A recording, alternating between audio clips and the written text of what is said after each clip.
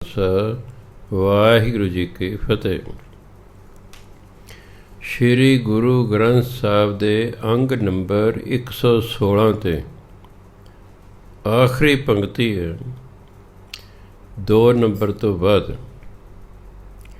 ਸਤਿਗੁਰ ਮਿਲੈ ਤਾਂ ਤਤ ਪਾਏ, ਹਰ ਕਾ ਨਾਮ ਮਨ ਵਸਾਏ। ਸ਼ਬਦ ਮਰੈ ਮਨ ਮਾਰੈ ਆਪਣਾ, ਮੁਕਤੀ ਕਾ ਦਰ ਪਾ ਬਣਿਆ। ਤੀਸਰੇ ਪਾਤਸ਼ਾਹ ਫਰਮਾਨ ਕਰਦੇ ਨੇ, ਤਤ ਹੁੰਦੀ ਹੈ ਅਸਲੀਅਤ, ਵੀ ਜੀਵਨ ਦੀ ਮਨੁੱਖਾ ਜੀਵਨ ਦੀ ਅਸਲੀਅਤ ਕੀ ਹੈ। ਇਹ ਤਾਂ ਪਤਾ ਲੱਗਦਾ ਹੈ ਜੇ ਗੁਰੂ ਮਿਲਦਾ ਹੈ।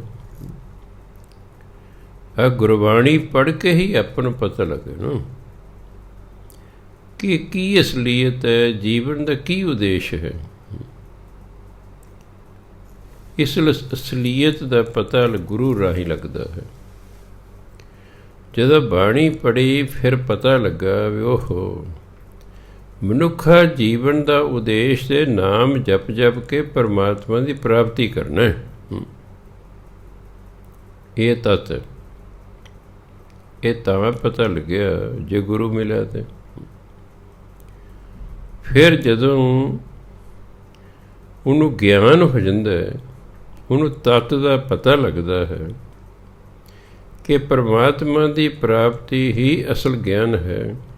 ਕਿਉਂਕਿ ਕਹਿੰਦਾ ਹਰ ਕਾ ਨਾਮ ਮਨ ਵਸਾਏ। ਇਹਨੂੰ ਮਨ ਨਹੀਂ ਪੜ੍ਹਨਾ, ਮਨ ਵਿੱਚ। ਫਿਰ ਪਰਮਾਤਮਾ ਦੇ ਨਾਮ ਨੂੰ ਉਹ ਮਨ 'ਚ ਵਸਾ ਲੈਂਦਾ ਹੈ। ਇੱਕ ਹੁੰਦਾ ਨਾਮ ਜਪਣਾ, ਇੱਕ ਹੁੰਦਾ ਵਸਾਉਣਾ। ਨਾਮ ਜਪ ਜਪ ਕੇ ਹੌਲੀ ਹੌਲੀ ਨਾਮ ਮਨ 'ਚ ਵਸ ਜਾਂਦਾ ਹੈ। ਜਦੋਂ ਨਾਮ ਮਨ 'ਚ ਵਸਦਾ ਨਾ, ਫਿਰ ਇਹ ਨਾਮ ਕਦੇ ਭੁੱਲਦਾ ਨਹੀਂ ਹੈ। ਇਹ ਵਾਰੀ ਵਾਰੀ ਮਨੁੱਖ ਦੇ ਮੂੰਹ 'ਚੋਂ ਵਾਹਿਗੁਰੂ ਵਾਹਿਗੁਰੂ ਨਿਕਲਦਾ ਰਹਿੰਦਾ। ਸੋ ਜਦੋਂ ਗੁਰੂ ਮਿਲਦਾ ਹੈ ਫਿਰ ਤੱਤ ਦਾ ਗਿਆਨ ਹੁੰਦਾ ਹੈ। ਜਦੋਂ ਤੱਤ ਦਾ ਗਿਆਨ ਹੁੰਦਾ ਹੈ ਤਾਂ ਉਸ ਗਿਆਨ ਦੀ ਪ੍ਰਾਪਤੀ ਲਈ ਮਨੁੱਖ ਫਿਰ ਪਰਮਾਤਮਾ ਦਾ ਨਾਮ ਮਨ 'ਚ ਵਸਾਉਂਦਾ ਹੈ। ਸ਼ਬਦ ਮਰੈ, ਫਿਰ ਇਸ ਨਾਮ ਰਾਹੀਂ ਉਹ ਆਪ ਮਰਦਾ ਹੈ। ਭਾਵ ਉਹਦੇ ਅੰਦਰੋਂ ਹਉਮੈ ਖਤਮ ਹੋ ਜਾਂਦੀ ਹੈ। ਮਨ ਮਾਰੈ ਆਪਣਾ, ਅਤੇ ਆਪਣੇ ਮਨ ਨੂੰ ਵੀ ਮਾਰ ਲੈਂਦਾ ਹੈ। ਭਾਵ ਹੁਣ ਮਨ ਦੀ ਮਰਜ਼ੀ ਨਹੀਂ ਚੱਲੇਗੀ, ਹੁਣ ਗੁਰੂ ਦੀ ਚੱਲੇਗੀ। ਜਦੋਂ ਬੰਦਾ ਗੁਰੂ ਦੀ ਗੱਲ ਮੰਨਣੀ ਸ਼ੁਰੂ ਕਰਦੇ, ਮਨ ਦੀ ਨਾ ਮੰਨੇ, ਸਮਝੋ ਮਨ ਮਰ ਗਿਆ ਹੈ। ਉਹ ਨਾਮ ਜਪ ਜਪ ਕੇ ਹੀ ਹੁੰਦਾ। ਨਾਮ ਜਪ ਕੇ ਅੰਦਰੋਂ ਹਉਮੈ ਖਤਮ ਹੁੰਦੀ ਹੈ। ਨਾਮ ਜਪ ਕੇ ਹੀ ਮਨ ਵਾਲੀ ਸੋਚ ਖਤਮ ਹੁੰਦੀ ਹੈ। ਮੁਕਤੀ ਕਾ ਦਰ ਪਾ ਬਣਿਆ, ਅਤੇ ਉਹਨੂੰ ਮੁਕਤੀ ਦਾ ਦਰ ਪ੍ਰਾਪਤ ਹੋ ਜਾਂਦਾ। ਭਾਵ ਜੰਮਣ ਮਰਨ ਤੋਂ ਰਹਿਤ ਹੋ ਜਾਂਦਾ ਹੈ। ਉਹਨੂੰ ਫਿਰ ਦੁਬਾਰਾ ਜਨਮ ਨਹੀਂ ਲੈਣਾ ਪੈਂਦਾ। ਜਿੰਨਾ ਚਿਰ ਸਾਨੂੰ ਬ੍ਰਹਮ ਗਿਆਨ ਨਹੀਂ ਹੋ ਜਾਂਦਾ, ਅਸੀਂ ਵਾਰੀ ਵਾਰੀ ਜਨਮ ਲੈਂਦੇ ਰਹੇ ਹਾਂ। ਬ੍ਰਹਮ ਗਿਆਨ ਹੋ ਜਾਣ ਤੋਂ ਬਾਅਦ ਫਿਰ ਪਰਮਾਤਮਾ ਦੀ ਮਰਜ਼ੀ ਹੈ।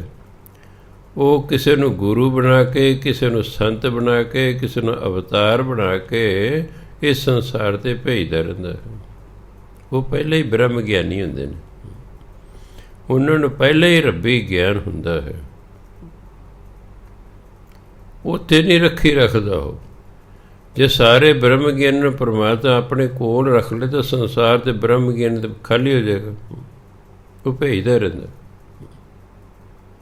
ਜਿਉਂ ਜਿਉਂ ਜਿੱਥੇ ਜਿੱਥੇ ਲੋੜ ਪੈਂਦੀ ਹੈ ਪਰਮਾਤਮਾ ਉੱਥੇ ਉੱਥੇ ਸਾਧੂ ਸੰਤ ਮਹਾਤਮਾ ਭੇਜਦਾ ਰਹਿੰਦਾ। ਇਸ ਲਈ ਕਹਿੰਦੇ ਫਿਰ ਜਦੋਂ ਉਹਨੂੰ ਨਾਮ ਜਪਦਾ ਹੋ, ਫਿਰ ਕੀ ਹੁੰਦਾ ਹੈ? ਕਿਲਵਖ ਘੱਟ ਹੈ। ਕਿਲਵਖ ਪਾਪ ਹੁੰਦੇ ਨੇ। ਜਿਹੜੇ ਮਨੁੱਖ ਨੇ ਪਾਪ ਕੀਤੇ ਹੁੰਦੇ ਨੇ ਹੁਣ ਤੱਕ, ਉਹ ਨਾਮ ਜਪ ਜਪ ਕੇ ਸਾਰੇ ਪਾਪਾਂ ਨੂੰ ਖਤਮ ਕਰ ਲੈਂਦਾ ਹੈ। ਕ੍ਰੋਧ ਨਿਵਾਰੇ, ਉਹਦੇ ਅੰਦਰ ਕ੍ਰੋਧ ਵੀ ਦੂਰ ਹੋ ਜਾਂਦਾ ਹੈ।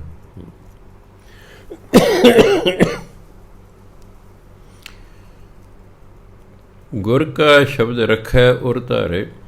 ਉਰ ਹੁੰਦਾ ਹਿਰਦਾ, ਧਾਰੇ ਮੈਨੇ ਟਿਕਾ ਕੇ ਰੱਖਣਾ। ਉਹ ਗੁਰੂ ਦੇ ਸ਼ਬਦ ਨੂੰ, ਗੁਰੂ ਦੇ ਉਪਦੇਸ਼ ਨੂੰ, ਗੁਰੂ ਦੇ ਦਿੱਤੇ ਨਾਮ ਨੂੰ ਹਿਰਦੇ 'ਚ ਵਸਾ ਕੇ ਰੱਖਦਾ। ਸੱਚ ਰਤੇ ਸਦਾ ਬੈਰਾਗੀ। ਜਿਹੜੇ ਪਰਮਾਤਮਾ ਦੇ ਪਿਆਰ ਵਿੱਚ ਰੰਗੇ ਗਏ ਨਾ, ਸਦਾ ਬੈਰਾਗੀ, ਉਹ ਤਾਂ ਸਦਾ ਹੀ ਬੈਰਾਗੀ। ਬੈਰਾਗੀ ਜਿਹੜਾ ਮੋਹ ਤੋਂ ਰਹਿਤ ਹੋਵੇ, ਜਿਹਦੇ ਅੰਦਰ ਮੋਹ ਨਾ ਹੋਵੇ, ਉਹਨੂੰ ਬੈਰਾਗੀ ਕਹਿੰਦੇ। ਨਾਮ ਜਪੀ ਜਾਓ, ਜਪੀ ਜਾਓ, ਜਪੀ ਜਾਓ, ਹੌਲੀ ਹੌਲੀ ਅੰਦਰੋਂ ਮੋਹ ਖਤਮ ਹੋਣਾ ਸ਼ੁਰੂ ਹੋ ਜਾਂਦਾ ਹੈ।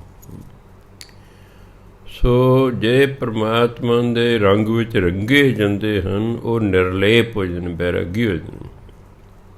ਹਉਮੈ ਮਾਰ ਮਿਲਾਵਨ, ਉਹ ਆਪਣੀ ਹਉਮੈ ਨੂੰ ਮਾਰ ਕੇ ਪਰਮਾਤਮਾ ਨਾਲ ਮਿਲ ਜਾਂਦੇ ਹਨ। ਕਿਉਂਕਿ ਕਾਮ, ਕ੍ਰੋਧ, ਲੋਭ, ਮੋਹ, ਹੰਕਾਰ,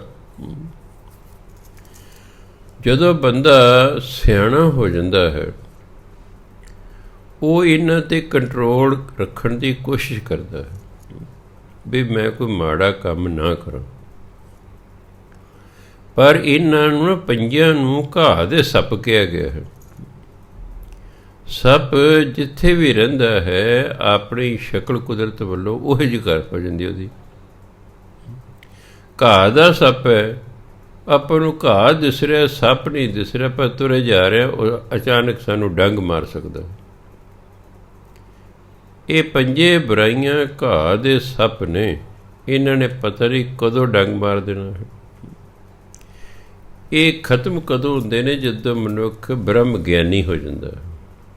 ਨਾਮ ਜਪ ਜਪ ਕੇ ਜਦੋਂ ਬ੍ਰਹਮ ਗਿਆਨੀ ਹੋ ਜਾਂਦਾ, ਇਹ ਪੰਜੇ ਚੀਜ਼ਾਂ ਅੰਦਰੋਂ ਖਤਮ ਹੋ ਜਾਂਦੀਆਂ। ਫਿਰ ਅਸੀਂ ਇਹਨਾਂ ਦੇ ਅਧੀਨ ਨਹੀਂ ਰਹਿੰਦੇ, ਇਹ ਸਾਡੇ ਅਧੀਨ ਹੋ ਜਾਂਦੇ ਹਨ। ਅੰਤਰ ਰਤਨ ਮਿਲੈ ਮਿਲਾਇਆ, ਤ੍ਰੇ ਬਿਦ ਮਨਸਾ ਤ੍ਰੇ ਬਿਦ ਮਾਇਆ। ਪੜ ਪੜ ਪੰਡਿਤ ਮੋਨੀ ਥਕੇ, ਚੌਥੇ ਪਦ ਕੀ ਸਾਰ ਨ ਪਾਵਣਿਆ। ਅੰਤਰ ਰਤਨ, ਰਤਨ ਪਰਮਾਤਮਾ ਦੇ ਨਾਮ ਨੂੰ ਕਿਹਾ ਹੈ, ਪਰਮਾਤਮਾ ਦੀ ਜੋਤ ਨੂੰ ਕਿਹਾ ਰਤਨ। ਅੰਤਰ ਰਤਨ, ਸਾਡੇ ਅੰਦਰ ਨਾਮ ਰੂਪੀ ਹੀਰਾ ਹੈ। ਮਿਲਿਆ ਮਿਲਾਇਆ, ਇਹ ਤਾਂ ਮਿਲਦਾ ਹੈ ਜੇ ਪਰਮਾਤਮਾ ਗੁਰੂ ਰਾਹੀਂ ਸਾਨੂੰ ਦੇਵੇ, ਇਹ ਤਾਂ ਮਿਲਦਾ। ਤ੍ਰੇ ਬਿਦ ਮਨਸਾ ਤ੍ਰੇ ਬਿਦ ਮਾਇਆ, ਨਹੀਂ ਤਾਂ ਆਮ ਮਨੁੱਖ ਜਿਹੜਾ ਹੈ, ਤ੍ਰੇ ਬਿਦ, ਤਿੰਨ ਤਰੀਕੇ ਦੀ ਮਾਇਆ। ਮਾਇਆ ਤਿੰਨ ਤਰੀਕੇ ਦੀ ਹੈ, ਰਜੋ ਤਮੋ ਸਤੋ। ਇਹ ਮਾਇਆ ਦੇ ਤਿੰਨਾਂ ਤਰੀਕਿਆਂ ਅਨੁਸਾਰ ਹੀ ਮਨ ਦੇ ਵਿੱਚ ਤਿੰਨ ਪ੍ਰਕਾਰ ਦੇ ਫੁਰਨੇ ਹੁੰਦੇ। ਤ੍ਰੇ ਬਿਦ ਮਨਸਾ, ਸਾਡੀ ਜਿਹੜੀ ਇੱਛਾ ਹੈ ਉਹ ਵੀ ਇਹਨਾਂ ਦੇ ਅਨੁਸਾਰ ਹੀ ਅੰਦਰ ਪੈਦਾ ਹੁੰਦੀ ਹੈ। ਇਹ ਸਾਰੇ ਲੋਕ ਇਹਦੇ ਅਧੀਨ ਨੇ, ਮਾਇਆ ਦੇ ਤਿੰਨਾਂ ਗੁਣਾਂ ਦੇ। ਕੋਈ ਤਮੋ ਗੁਣੀ ਹੈ, ਕੋਈ ਰਜੋ ਗੁਣੀ ਹੈ, ਕੋਈ ਸਤੋ ਗੁਣੀ ਹੈ। ਸਿਰਫ ਬ੍ਰਹਮ ਗਿਆਨੀ ਜਿਹੜਾ ਹੈ, ਉਹ ਮਾਇਆ ਦੇ ਤਿੰਨਾਂ ਗੁਣਾਂ ਤੋਂ ਉੱਪਰ ਚੌਥੀ ਅਵਸਥਾ 'ਚ ਹੈ। ਪੜ ਪੜ ਪੰਡਿਤ ਮੋਨੀ ਥਕੇ। ਮੋਨੀ ਹੁੰਦਾ ਜਿਨ੍ਹਾਂ ਨੇ ਮੌਨ ਧਾਰਨ ਕੀਤਾ ਹੋਵੇ, ਬੋਲਦੇ ਨਾ ਹੋਣ। ਮੋਨੀ ਅਤੇ ਪੰਡਿਤ ਧਾਰਮਿਕ ਗ੍ਰੰਥ ਪੜ੍ਹ ਪੜ੍ਹ ਕੇ ਥੱਕ ਗਏ। ਚੌਥੇ ਪਦ ਕੀ ਸਾਰ ਨਾ ਪਾਵਣਿਆ। ਪਰ ਚੌਥਾ ਪਦ ਜਿਹੜਾ ਬ੍ਰਹਮ ਗਿਆਨ ਦੀ ਅਵਸਥਾ ਹੈ, ਉਹਦਾ ਉਹਨਾਂ ਨੂੰ ਪਤਾ ਹੀ ਨਹੀਂ ਲੱਗਦਾ, ਉਹਦੀ ਉਹਨੂੰ ਸਾਰ ਹੀ ਨਹੀਂ ਪਤਾ। ਉਹ ਚੌਥਾ ਪਦ ਬ੍ਰਹਮ ਗਿਆਨ ਦੀ ਅਵਸਥਾ ਦਾ ਉਹਨਾਂ ਨੂੰ ਪਤਾ ਹੀ ਨਹੀਂ ਹੈਗਾ। ਆਪੇ ਰੰਗੇ ਰੰਗ ਚੜ੍ਹਾਏ, ਸੇ ਜਨ ਰਾਤੇ ਗੁਰ ਸ਼ਬਦ ਰੰਗਾਏ। ਹਰ ਰੰਗ ਚੜ੍ਹਿਆ ਅਤ ਅਪਾਰਾ, ਹਰ ਰਸ ਰਸ ਗੁਣ ਗਾ ਬਣਿਆ। ਆਪੇ ਰੰਗੇ, ਪਰਮਾਤਮਾ ਜਿਸ ਨੂੰ ਆਪਣੇ ਪਿਆਰ 'ਚ ਰੰਗਦੇ ਨੇ, ਉਹਨੂੰ ਹੀ ਰੰਗ ਚੜ੍ਹਾਉਂਦਾ। ਪਰਮਾਤਮਾ ਜਿਸ ਨੂੰ ਆਪਣੇ ਪਿਆਰ ਨਾਲ ਰੰਗਣਾ ਚਾਹੁੰਦਾ, ਉਹਨੂੰ ਪਿਆਰ ਦਾ ਰੰਗ ਚੜ੍ਹਾਉਂਦਾ। ਸੇ ਜਨ ਰਾਤੇ ਗੁਰ ਸ਼ਬਦ ਰੰਗਾਏ। ਗੁਰੂ ਦੇ ਸ਼ਬਦ ਰਾਹੀਂ, ਗੁਰੂ ਦੇ ਦਿੱਤੇ ਨਾਮ ਰਾਹੀਂ ਜਿਨ੍ਹਾਂ ਨੂੰ ਪਰਮਾਤਮਾ ਰੰਗਦਾ ਨਾ, ਸੇ ਜਨ ਰਾਤੇ, ਉਹੀ ਪਰਮਾਤਮਾ ਦੇ ਪਿਆਰ 'ਚ ਰੰਗੇ ਜਾਂਦੇ ਹਨ। ਢੰਗ ਉਹਦਾ ਕੀ ਹੈ ਰੰਗਣ ਦਾ? ਗੁਰਸ਼ਬਦ, ਗੁਰੂ ਦੇ ਦਿੱਤੇ ਸ਼ਬਦ ਰਾਹੀਂ ਉਹ ਫਿਰ ਜੀਵਨ ਨੂੰ ਰੱਬੀ ਪਿਆਰ 'ਚ ਰੰਗਦਾ ਹੈ। ਹਰ ਰੰਗ ਚੜ੍ਹਿਆ ਅਤ ਅਪਰ, ਜਦੋਂ ਫਿਰ ਇਹ ਹਰੀ ਦੇ ਪਿਆਰ ਦਾ ਰੰਗ ਬਹੁਤ ਜ਼ਿਆਦਾ ਚੜ੍ਹ ਜਾਂਦਾ, ਤਪਰ ਬਹੁਤ ਜ਼ਿਆਦਾ ਚੜ੍ਹਦਾ ਹੈ ਰੰਗ, ਫਿਰ ਕੀ ਹੁੰਦਾ? ਹਰ ਰਸ ਰਸ ਗੁਣ ਗਾ ਬਣਿਆ।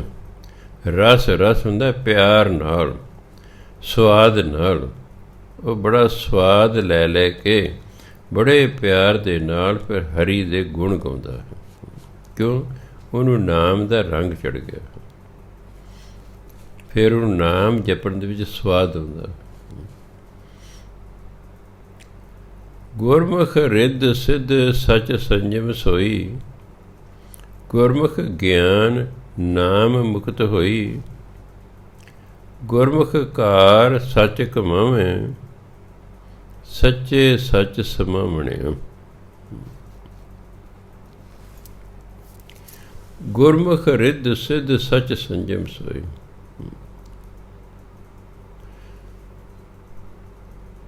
ਜਿਹੜਾ ਗੁਰਮੁਖ ਹੁੰਦਾ ਹੈ ਉਹਦੇ ਲਈ ਗੁਰਮੁਖ ਹੋਣਾ ਹੀ ਰਿੱਧੀਆਂ ਸਿੱਧੀਆਂ ਸੱਚ ਤੇ ਸੰਜਮ ਹੈ।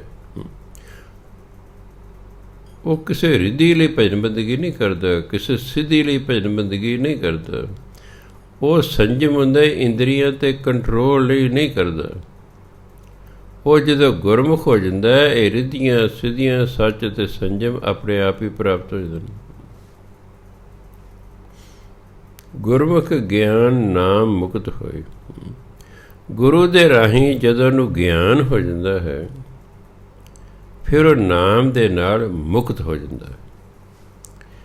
ਗੁਰੂ ਨੇ ਦਿੱਤਾ ਗਿਆਨ, ਗੁਰੂ ਨੇ ਦਿੱਤਾ ਗੁਰਮੰਤਰ, ਇਸ ਬੰਦੇ ਨੇ ਜਪਿਆ ਨਾਮ, ਨਾਮ ਜਪਣ ਨਾਲ ਉਹਨੂੰ ਹੋ ਗਿਆ ਗਿਆਨ, ਬ੍ਰਹਮ ਗਿਆਨ ਹੋ ਗਿਆ, ਮੁਕਤ ਹੋਏ। ਅਤੇ ਜਦੋਂ ਬ੍ਰਹਮ ਗਿਆਨ ਹੋ ਗਿਆ, ਬੰਦਾ ਮੁਕਤ ਹੋ ਜਾਂਦਾ।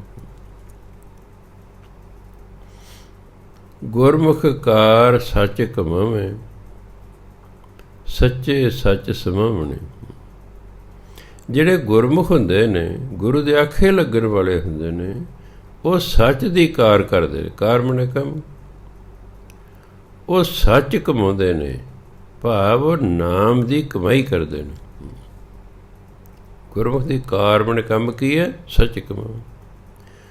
ਗੁਰਮੁਖਾਂ ਦਾ ਕੰਮ ਹੈ ਸੱਚ ਦੀ ਕਮਾਈ ਕਰਨਾ, ਨਾਮ ਦੀ ਕਮਾਈ ਕਰਨਾ।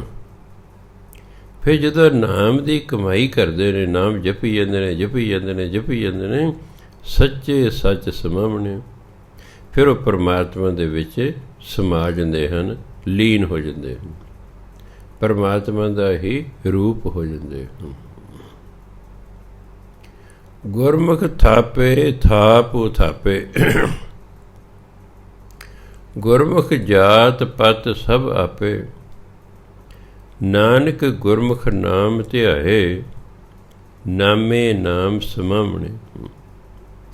ਜਿਹੜਾ ਗੁਰਮੁਖ ਹੁੰਦਾ ਹੈ ਉਹਨੂੰ ਗਿਆਨ ਹੁੰਦਾ ਹੈ ਥਾਪੇ ਥਾਪ ਉਥਾਪੇ, ਕਿ ਪਰਮਾਤਮਾ ਆਪ ਹੀ ਬਣਾਉਣ ਵਾਲਾ ਹੈ, ਆਪ ਹੀ ਬਣਾ ਕੇ ਉਥਾਪੇ, ਉਸਦਾ ਨਾਸ਼ ਕਰਨ ਵਾਲਾ ਹੈ।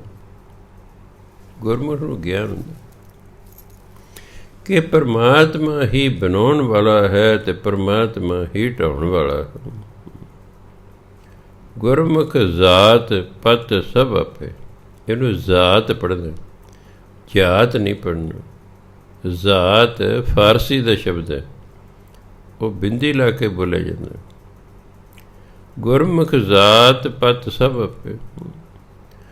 ਗੁਰਮੁਖ ਲਈ ਤਾਂ ਪਰਮਾਤਮਾ ਹੀ ਉਹਦੀ ਜ਼ਾਤ ਹੈ, ਪਰਮਾਤਮਾ ਹੀ ਉਹਦੀ ਪਤ ਹੈ।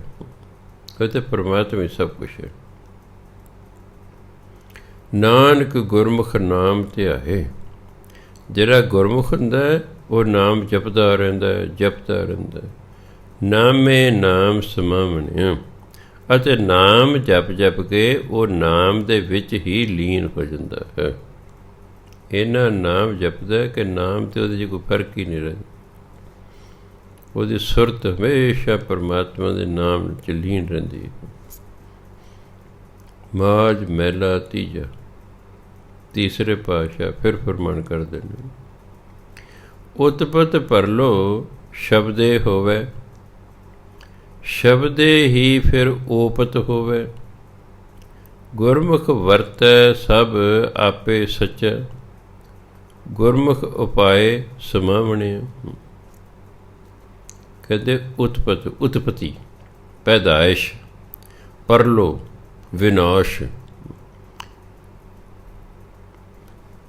ਕਹਿੰਦਾ ਉਤਪਤੀ ਅਤੇ ਵਿਨਾਸ਼ ਸ਼ਬਦੇ ਹੋਵੇ।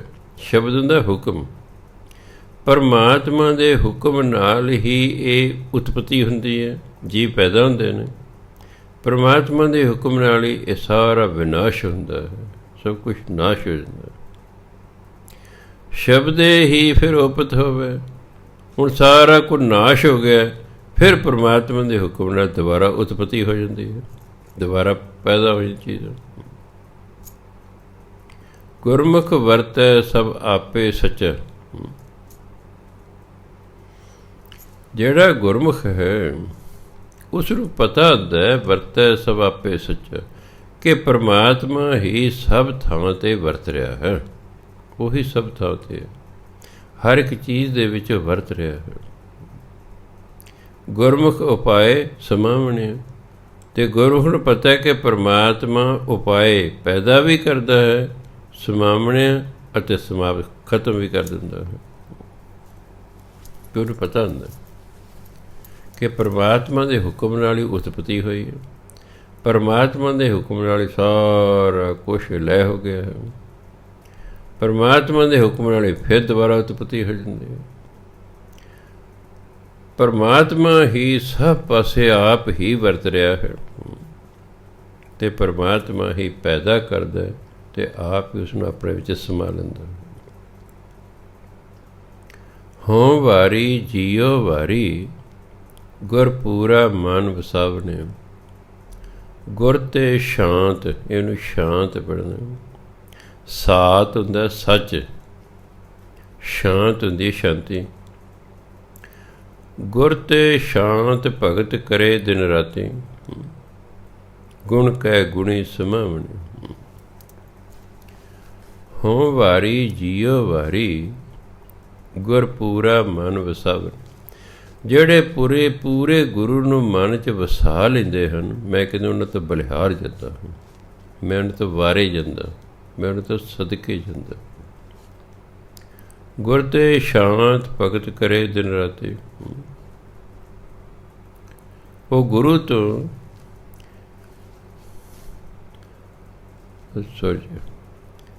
ਗੁਰ ਤੇ ਸਾਤ ਭਗਤ ਕਰੇ ਦਿਨ ਰਾਤੀ, ਗੁਣ ਕਹਿ ਗੁਣੀ ਸਮਾਵਨੇ। ਸਾਤ ਸੱਚ ਪਰਮਾਤਮਾ, ਇੱਥੇ ਸਾਤ ਪੜ੍ਹਨਾ। ਗੁਰੂ ਦੀ ਬਰਕਤ ਨਾਲ ਫਿਰ ਉਹ ਪਰਮਾਤਮਾ ਦੀ ਦਿਨ ਰਾਤ ਭਗਤੀ ਕਰਦਾ ਹੈ। ਗੁਣ ਕਹਿ ਗੁਣੀ ਸਮਾਵਨੇ।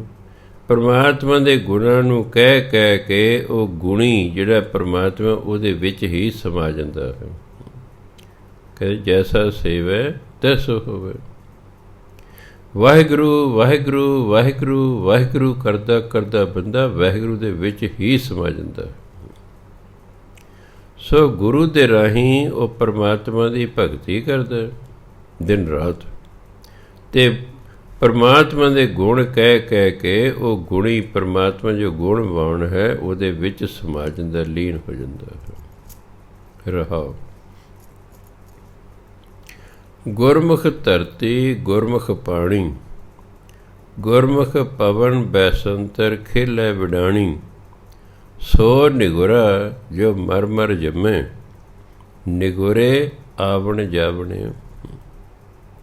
ਗੁਰਮੁਖ ਜਿਹੜਾ ਪਰਮਾਤਮਾ ਹੈ ਉਹ ਧਰਤੀ 'ਤੇ ਵੀ ਹੈ, ਗੁਰਮੁਖ ਪਾਣੀ, ਪਰਮਾਤਮਾ ਪਾਣੀ 'ਚ ਵੀ ਹੈ। ਗੁਰਮੁਖ ਪਵਨ, ਪਰਮਾਤਮਾ ਹਵਾ 'ਚ ਵੀ ਹੈ। ਬੈਸੰਤਰ, ਅੱਗ ਦੇ ਵਿੱਚ ਵੀ ਹੈ। ਖੇਲੇ ਵਿਡਾਣੀ, ਜੋ ਅਸਚਰਜ ਖੇਡ ਖੇਡਦੀ। ਅੱਗ ਜੋ ਅਸਚਰਜ ਕੌਤਕ ਕਰਦੀ ਹੈ ਉਹਦੇ ਵਿੱਚ ਪਰਮਾਤਮਾ ਹੈ। ਭਾਵ ਪਰਮਾਤਮਾ ਸਭ ਥਾਂ 'ਤੇ। ਸੋ ਨਿਗਰਾ ਜੋ ਮਰ ਮਰ ਜੰਮੇ, ਜਿਹੜਾ ਜੰਮਦਾ ਰਹਿੰਦਾ ਮਰਦਾ ਰਹਿੰਦਾ, ਜੰਮਦਾ ਰਹਿੰਦਾ ਮਰਦਾ ਰਹਿੰਦਾ, ਇਹਦਾ ਮਤਲਬ ਤਾਂ ਨਿਗਰਾ ਹੈ, ਉਹ ਬਿਨਾਂ ਗੁਰੂ ਤੋਂ ਹੈ। ਨਿਗੁਰੇ ਆਵਣ ਜਾਵਣੇ, ਜਿਹੜਾ ਨਿਗੁਰਾ ਹੁੰਦਾ ਉਹ ਆਉਂਦਾ ਜਾਂਦਾ ਰਹਿੰਦਾ, ਭਾਵ ਜੰਮਦਾ ਰਹਿੰਦਾ ਮਰਦਾ ਰਹਿੰਦਾ, ਜੰਮਦਾ ਰਹਿੰਦਾ ਮਰਦਾ ਰਹਿੰਦਾ। ਤਿੰਨ ਕਰਤੈ ਇੱਕ ਖੇਲ ਰਚਾਇਆ, ਕਾਇਆ ਸਰੀਰੈ ਵਿੱਚ ਸਭ ਕਿਛ ਪਾਇਆ। ਸ਼ਬਦ ਭੇਦ ਕੋਈ ਮਹਿਲ ਪਾਏ, ਮਹਿਲੇ ਮਹਿਲ ਬੁਲਾਵਣੇ। ਤਿੰਨ ਕਰਤੇ, ਉਸ ਕਰਤੇ ਨੇ, ਉਸ ਪਰਮਾਤਮਾ ਨੇ ਇੱਕ ਖੇਲ ਰਚਾਇਆ। ਆਹ ਸੰਸਾਰ ਇੱਕ ਉਹਨੇ ਤਮਾਸ਼ਾ ਬਣਾਇਆ ਹੋਇਆ, ਇਹ ਉਹਦਾ ਇੱਕ ਖੇਲ ਹੈ। ਕਾਇਆ ਸਰੀਰ ਹੈ ਵਿੱਚ ਸਭ ਕੁਛ ਪਾਇਆ। ਉਹਨੇ ਕਾਇਆ ਅਤੇ ਸਰੀਰ ਦਾ ਇੱਕੋ ਮਤਲਬ ਹੈ, ਉਸਨੇ ਸਰੀਰ ਦੇ ਵਿੱਚ ਸਭ ਕੁਝ ਪਾ ਦਿੱਤਾ ਹੈ। ਇਸੇ ਲਈ ਧਰਮ ਕਹਿੰਦਾ ਹੈ ਕਿ ਮਨੁੱਖ ਦੇ ਅੰਦਰ ਸਭ ਕੁਛ ਹੈ, ਅਸੀਂ ਉਹਦੇ ਵਿੱਚੋਂ ਕੀ ਕੱਢਣਾ ਇਹ ਅਸੀਂ ਫੈਸਲਾ ਕਰਨਾ। ਦੇਖੋ, ਮਨੁੱਖ ਦੇ ਅੰਦਰ ਚੋਰ ਵੀ ਹੈ, ਡਾਕੂ ਵੀ ਹੈ, ਲੁਟੇਰਾ ਵੀ ਹੈ, ਸਾਧ ਵੀ ਹੈ, ਸੰਤ ਵੀ ਹੈ, ਰੱਬ ਵੀ ਹੈ। ਉਹ 'ਚ ਚੰਗਾ ਵੀ ਹੈ, ਉਹਦੇ 'ਚ ਮੰਦਾ ਵੀ ਹੈ, ਉਹਦੀ ਸਭ ਕੁਛ ਹੈ। ਹੁਣ ਅਸੀਂ ਉਹਨੂੰ ਕੀ ਬਣਾਉਣਾ, ਉਹਦੇ ਵਿੱਚੋਂ ਕੀ ਕੱਢਣਾ, ਸਾਨੂੰ ਬਾਹਰੋਂ ਉਹੋ ਜਿਹੀ ਸੰਗਤ ਦੇਣੀ ਪਵੇਗੀ। ਤੁਹਾਡੇ ਬੱਚੇ ਡਾਕਟਰੀ ਵੀ ਹੈ ਅਤੇ ਤੁਹਾਡੇ ਬੱਚੇ ਇੰਜੀਨੀਅਰਿੰਗ ਵੀ ਹੈ, ਤੁਹਾਡੇ ਬੱਚੇ 'ਚ ਟੀਚਰ ਵੀ ਹੈ, ਤੁਹਾਡੇ ਬੱਚੇ 'ਚ ਕਲਰਕ ਵੀ ਹੈ, ਤੁਹਾਡੇ ਬੱਚੇ ਸਾਇੰਟਿਸਟ ਵੀ ਹੈ।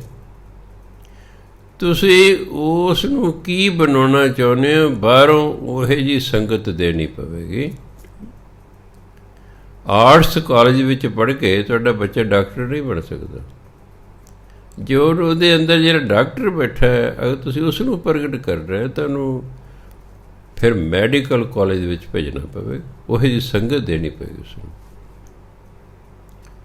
ਬੰਦੇ ਨੂੰ ਸੰਤ ਬਣਾਉਣਾ ਆਪਣੇ ਬੱਚੇ, ਤੁਹਾਡੇ ਬੱਚੇ ਸੰਤ ਵੀ ਹੈ, ਉਹਨੂੰ ਸੰਤ ਬਣਾਉਣਾ ਤਾਂ ਸੰਤਾਂ ਦੀ ਸੰਗਤ ਦੇਣੀ ਪਵੇਗੀ, ਉਹਨੂੰ ਸੰਗਤ ਦੇਣੀ ਪਵੇਗੀ।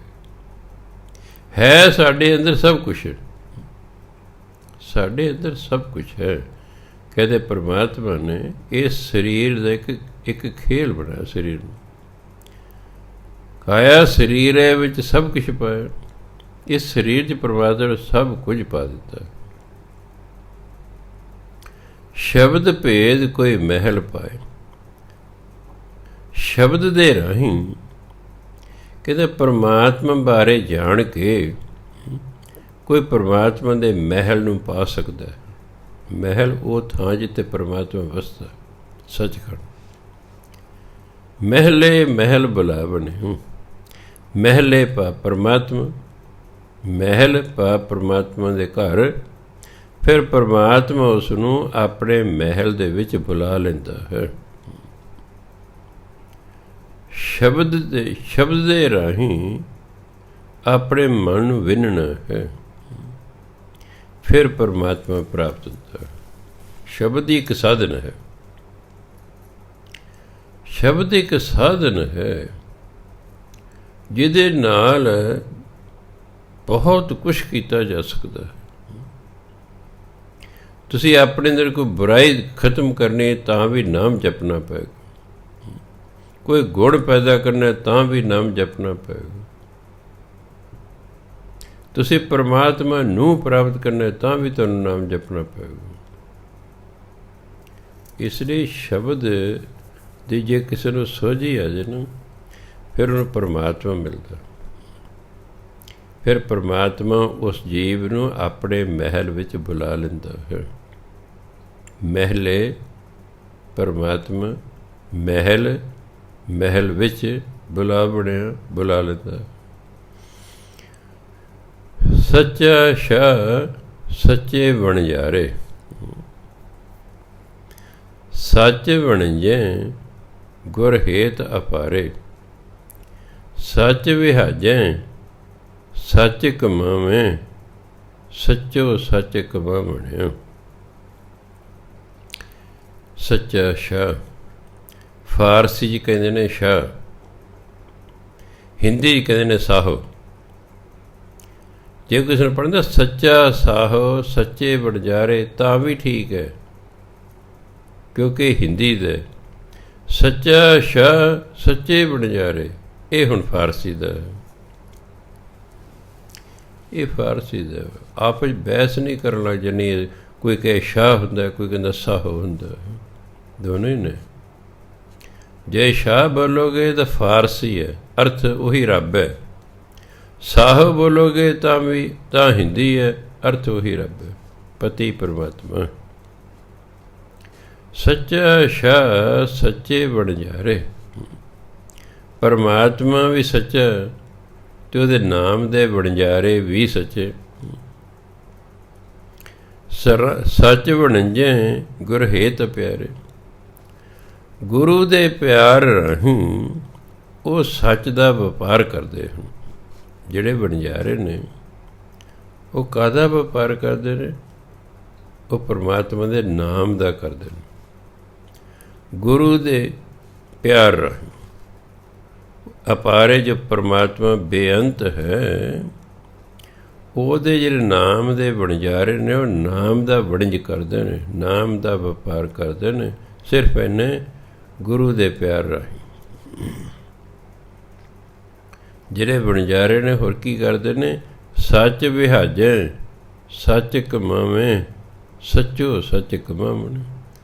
ਵਿਹਾਜਨ, ਵਿਹਾਜਣ ਦੇ ਦੋ ਅਰਥ ਨੇ, ਇੱਕ ਹੁੰਦਾ ਖਰੀਦਣਾ, ਇੱਕ ਹੁੰਦਾ ਇਕੱਠਾ ਕਰਨਾ। ਉਹ ਸੱਚ ਇਕੱਠਾ ਕਰਦੇ ਨੇ, ਸੱਚ ਕਮਾਵੇਂ, ਸੱਚ ਦੀ ਕਮਾਈ ਕਰਦੇ, ਪਰ ਨਾਮ ਜਪਦੇ ਨੇ। ਸੱਚੋ ਸੱਚ ਕਮਾ, ਉਹ ਸਿਰਫ ਸੱਚ ਦੀ ਹੀ ਕਮਾਈ ਕਰਦੇ ਨੇ। ਅਗਲਾ ਕਹਿੰਦਾ ਸੱਚੋ ਸੱਚ ਦੱਸ ਵੇ, ਮਤਲਬ ਸੱਚ ਦੱਸ, ਅਰਥ ਇਹ ਸੱਚ ਹੈ। ਉਹ ਸੱਚ ਦੀ ਕਮਾਈ ਕਰਦੇ ਨੇ, ਸੱਚ ਨੂੰ ਹੀ ਖਰੀਦਦੇ ਨੇ, ਸੱਚ ਨੂੰ ਹੀ ਇਕੱਠਾ ਕਰਦੇ ਨੇ, ਸੱਚ ਦਾ ਹੀ ਵਪਾਰ ਕਰਦੇ ਨੇ। ਬਿਨ ਰਾਸ਼ੀ ਕੋ ਵਥ ਕਿਉਂ ਪਾਏ, ਮਨਮੁਖ ਭੂਲੇ ਲੋਕ ਸਬਾਏ। ਬਿਨ ਰਾਸ਼ੀ ਸਭ ਖਾਲੀ ਚੱਲੇ, ਖਾਲੀ ਜਾਏ ਦੁੱਖ ਪਾਵਣਿਆ। ਰਾਸ਼ੀ ਹਿੰਦੀ ਦਾ ਸ਼ਬਦ ਹੈ, ਪੂੰਜੀ ਧਨ। ਵਥ ਹੁੰਦੀ ਵਸਤੂ ਚੀਜ਼, ਕਿਉਂ ਮੈਨੇ ਕਿਵੇਂ। ਬਿਨਾਂ ਰਾਸ਼ੀ ਦੇ, ਬਿਨਾਂ ਪੈਸਿਆਂ ਦੇ ਕੋਈ ਚੀਜ਼ ਕਿਵੇਂ ਲੈ ਸਕਦਾ ਹੈ?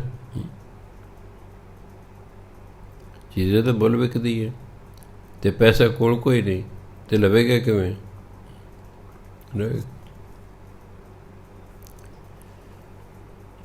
ਇਹ ਰਾਸ਼ੀ ਤੋਂ ਬਿਨਾਂ ਕੋਈ ਚੀਜ਼ ਕਿਸੇ ਤਰ੍ਹਾਂ ਨਹੀਂ ਮਿਲਦੀ। ਮਨਮੁਖ ਭੂਲੇ ਲੋਕ ਸਬਾਏ, ਜਿਹੜੇ ਮਨਮੁਖ ਨੇ ਇਹ ਅਸਲੀਅਤ ਨੂੰ ਭੁੱਲੇ ਹੋਏ ਨੇ। ਸਾਰੇ ਲੋਕ ਸਬਾਏ, ਸਾਰੇ ਲੋਕ, ਸਾਰੇ ਮਨਮੁਖ ਲੋਕ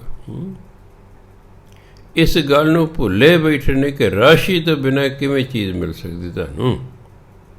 ਜੇ ਤੁਸੀਂ ਨਾਮ ਹੀ ਨਹੀਂ ਜਪੋਗੇ ਫਿਰ ਤੁਹਾਨੂੰ ਪਰਮਾਤਮਾ ਕਿਵੇਂ ਮਿਲੇਗਾ? ਹੁਣ ਜੇ ਬੰਦਾ ਬਿਨਾਂ ਰਾਸ਼ੀ ਤੋਂ, ਬਿਨਾਂ ਪੈਸੇ ਤੋਂ ਕੋਈ ਚੀਜ਼ ਲੈਣ ਚਲੇ ਜਾਏ, ਉਹਨੂੰ ਕੌਣ ਦੇਗਾ? ਕੋਈ ਨਹੀਂ ਦਿੰਦਾ।